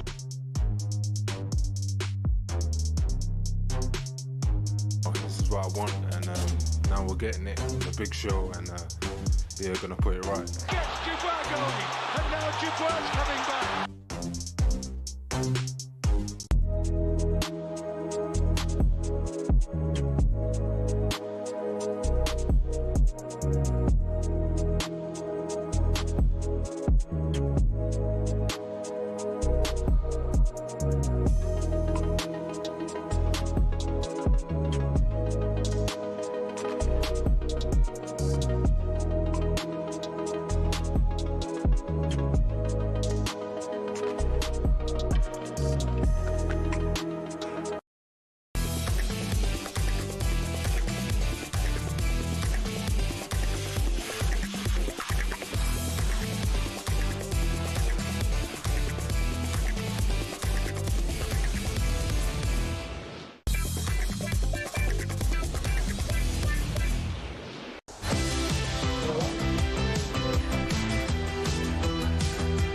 Okay, coming up 11 minutes before 10 o'clock, Ray Parlour and the Doncaster De La Hoya, Dave Allen. Dave is part of talkSPORT's commentary team for Saturday's undisputed heavyweight rematch between Usyk and Dubois. Back with Dave in just a moment, but first, let's find out what's happening at Royal Portrush and Rupert Bell. Well, I can tell you that Christian Bezuidenhout has just got it back to 4 under par after dropping an early shot, and he's still in a 5-way tie for the lead. The other 4 have yet to begin their second rounds, and amongst those Matt Fitzpatrick. But the round of the day coming from the Australian Mark Leishman, runner-up in 2015 in the Open Championship. 5 under through 12 holes, in fact picking up 4 birdies in the last 6 holes to get to 3 under par. Also making a move to that marker, former Open champion Brian Harman and Rasmus Højgaard. He's at 3 under par. Just beginning his round is Tyrrell Hatton. He's starting at 3 under. He's currently on the first. And Bryson DeChambeau, after a horrible 7 over par round yesterday, is doing his level best to make sure he can try and make it through to the weekend. But he's going to have to produce some magic out on the Portrush links throughout the morning. And you can hear how he gets on, and also Rory McIlroy, who's heading to the first tee in about 20 minutes' time over on talkSPORT 2. Rupert, what do you think the cut's going to be? Maybe 2, maybe 3 over par. So in DeChambeau's case, he's going to have to pick up at least 4 shots, I think. That's dependent on the weather. But at the moment, it seems as if there are plenty of birdie opportunities out there, certainly on the front 9, judging by the early scoring on this second day. And Rory's out in what, just less than 10 minutes, something like that? Or is it a little bit longer? 20 minutes. 10:09. 10:09. He'll be making it. And it will be, and he's playing alongside Tommy Fleetwood, so he will be and also Justin Thomas. So it's a tasty 3-ball, but hopefully McIlroy can improve on his 1 under par 70 and get nearer that 4 under par mark. Nice one, Rupert. Thank you. Staying with heavyweights, Dave Allen's still with us in the studio. Avenged that controversial defeat to Johnny Fisher, but winning the rematch in May. Have you any firm plans yet, Dave? You know what's happening? I was meant to be boxing. Well, the plan was to box for the British heavyweight title, but yesterday the British Boxing Board of Control, they ordered Jamie TKV against Fraser Clark. So not sure really now, but you're only as good as your last fight, and I was all right in my last fight. So people, you know, when you've done well in something, people are nice to you. So I'm not bothered about. Where does Fabio go now? Fabio Wardley. Yeah, I'm not too sure really. He's unbeaten. He's got high rankings, but you got Dubois and Usyk, you got Parker, Caballel, you got Joshua Fury, you know, lurking, waiting. So it's pretty congested. So he's right in there with them. I think he's right in there, but it's congested in terms of waiting for the title shot, definitely. So I'm not really sure. Right, what about... Sorry, Ray. I asked Dave about who looks after you, Dave? Who's your manager? He went, I'm my own manager. You don't get many boxers like that, do you? No, I pretty much managed myself for the last 10 years, really. I've made some bad choices as well. Yeah, I made some terrible choices. There's been times where I thought I boxed the Cuban guy, Luis Ortiz, was number 1 in the world. Yeah, I boxed him for next to nothing. So looking back, that wasn't the wisest choice. No. I'm a little bit older. I get a lot of good advice. So you know roughly what you need money-wise and all that sort of stuff? I just think the best person look after number 1, I think. So, but yeah, definitely been times I probably shouldn't have been self-managed, yeah. Stay with the heavyweights. Jake Paul, and this is an interesting one, has proven he's serious about facing Joshua by accepting an incredibly low purse split for the crossover clash. The problem child met with Saudi power broker Turki Al-Sheikh last week to discuss a possible fight with AJ. Here's AJ's promoter, Eddie Hearn. I mean, in the mad world that we live in, you might just see it. You know, I mean, when this fight was first mentioned by Jake Paul, I kind of laughed and thought that'd be nice, wouldn't it? And then, you know, meetings with His Excellency last week, who I think realises the commercial size of that fight and that opportunity. So if Jake Paul was mad enough to do it, I think Anthony would probably say yes as well and do everybody a favour and end it all, you know, for Mr. Paul in boxing. So, like I said, not really a fight we've been targeting, but if it's presented to us, why not? Well, Dave, you'd have a bit of Jake Paul, wouldn't you? Yeah, if I'm Anthony Joshua and I want to get paid whatever they're going to pay him, I'd love to box Jake Paul, definitely. But Jake Paul, for boxing people, Jake Paul for me is like an area title contender. you know. So I don't think he's terrible at this point. I think he's actually worked hard. He's developed into like an okay fighter. I've no problem with him doing what he's doing, apart from he's fighting a 58-year-old Mike Tyson. Yeah. He's fighting Julio Cesar Chavez Jr., 10 years past his best. I'm not a fan of that, but if he boxed Joshua, would I like it? No. He wouldn't last long, would he, with Joshua? 30 seconds.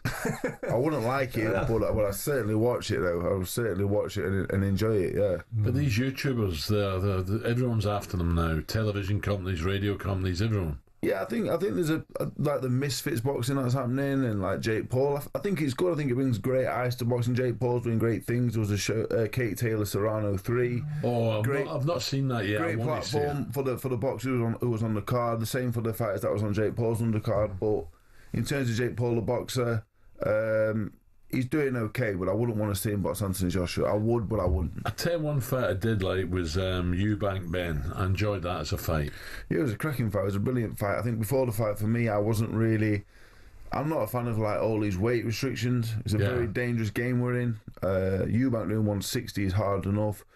With the next day rehydration clause, I thought that was unsafe. I wasn't, as a boxing fan, I wasn't really a massive fan of all of that, but the fight itself ended up being a brilliant fight. Yeah, do you think the verdict was right, wasn't it? Yeah, well, I thought Eubank won the fight, definitely. Yeah. Who did you look up to, Dave, when you first started boxing? I started boxing. I was 16 when I started boxing. I left school with not any qualifications, so I had to go and find something. My dad was a professional boxer, but I didn't really know much about being a boxer, so my first heroes were a man called John Buster Keaton, who's British cruiserweight champion. Okay. He trained at Brendan Ingall's gym where I first started boxing, and a lot of people won't know him, but to me he was like my hero. He used to turn up at the gym.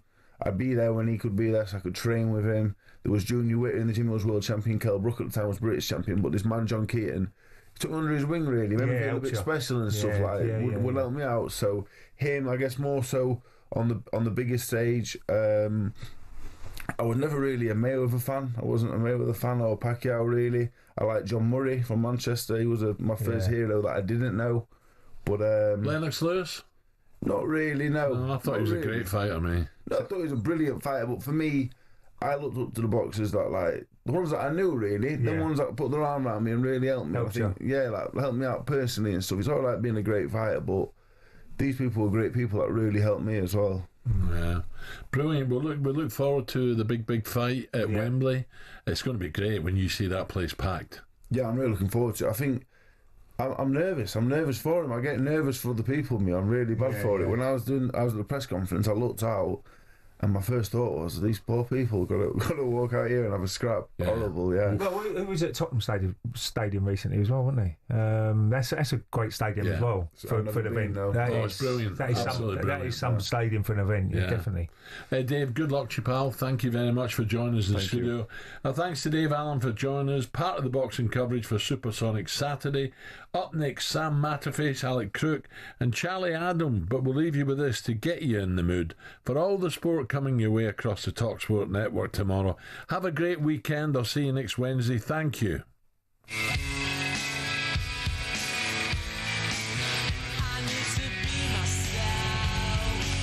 What a big weekend we've got on talkSPORT. Why would you go anywhere else when you've got the talkSPORT network?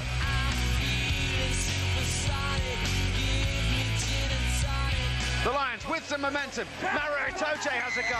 And the try is scored. Sure is bigger than any individual. It's the pinnacle of our sport. First test in Brisbane. Dubois does catch 2 or 3 clean shots. And down he goes to a knee.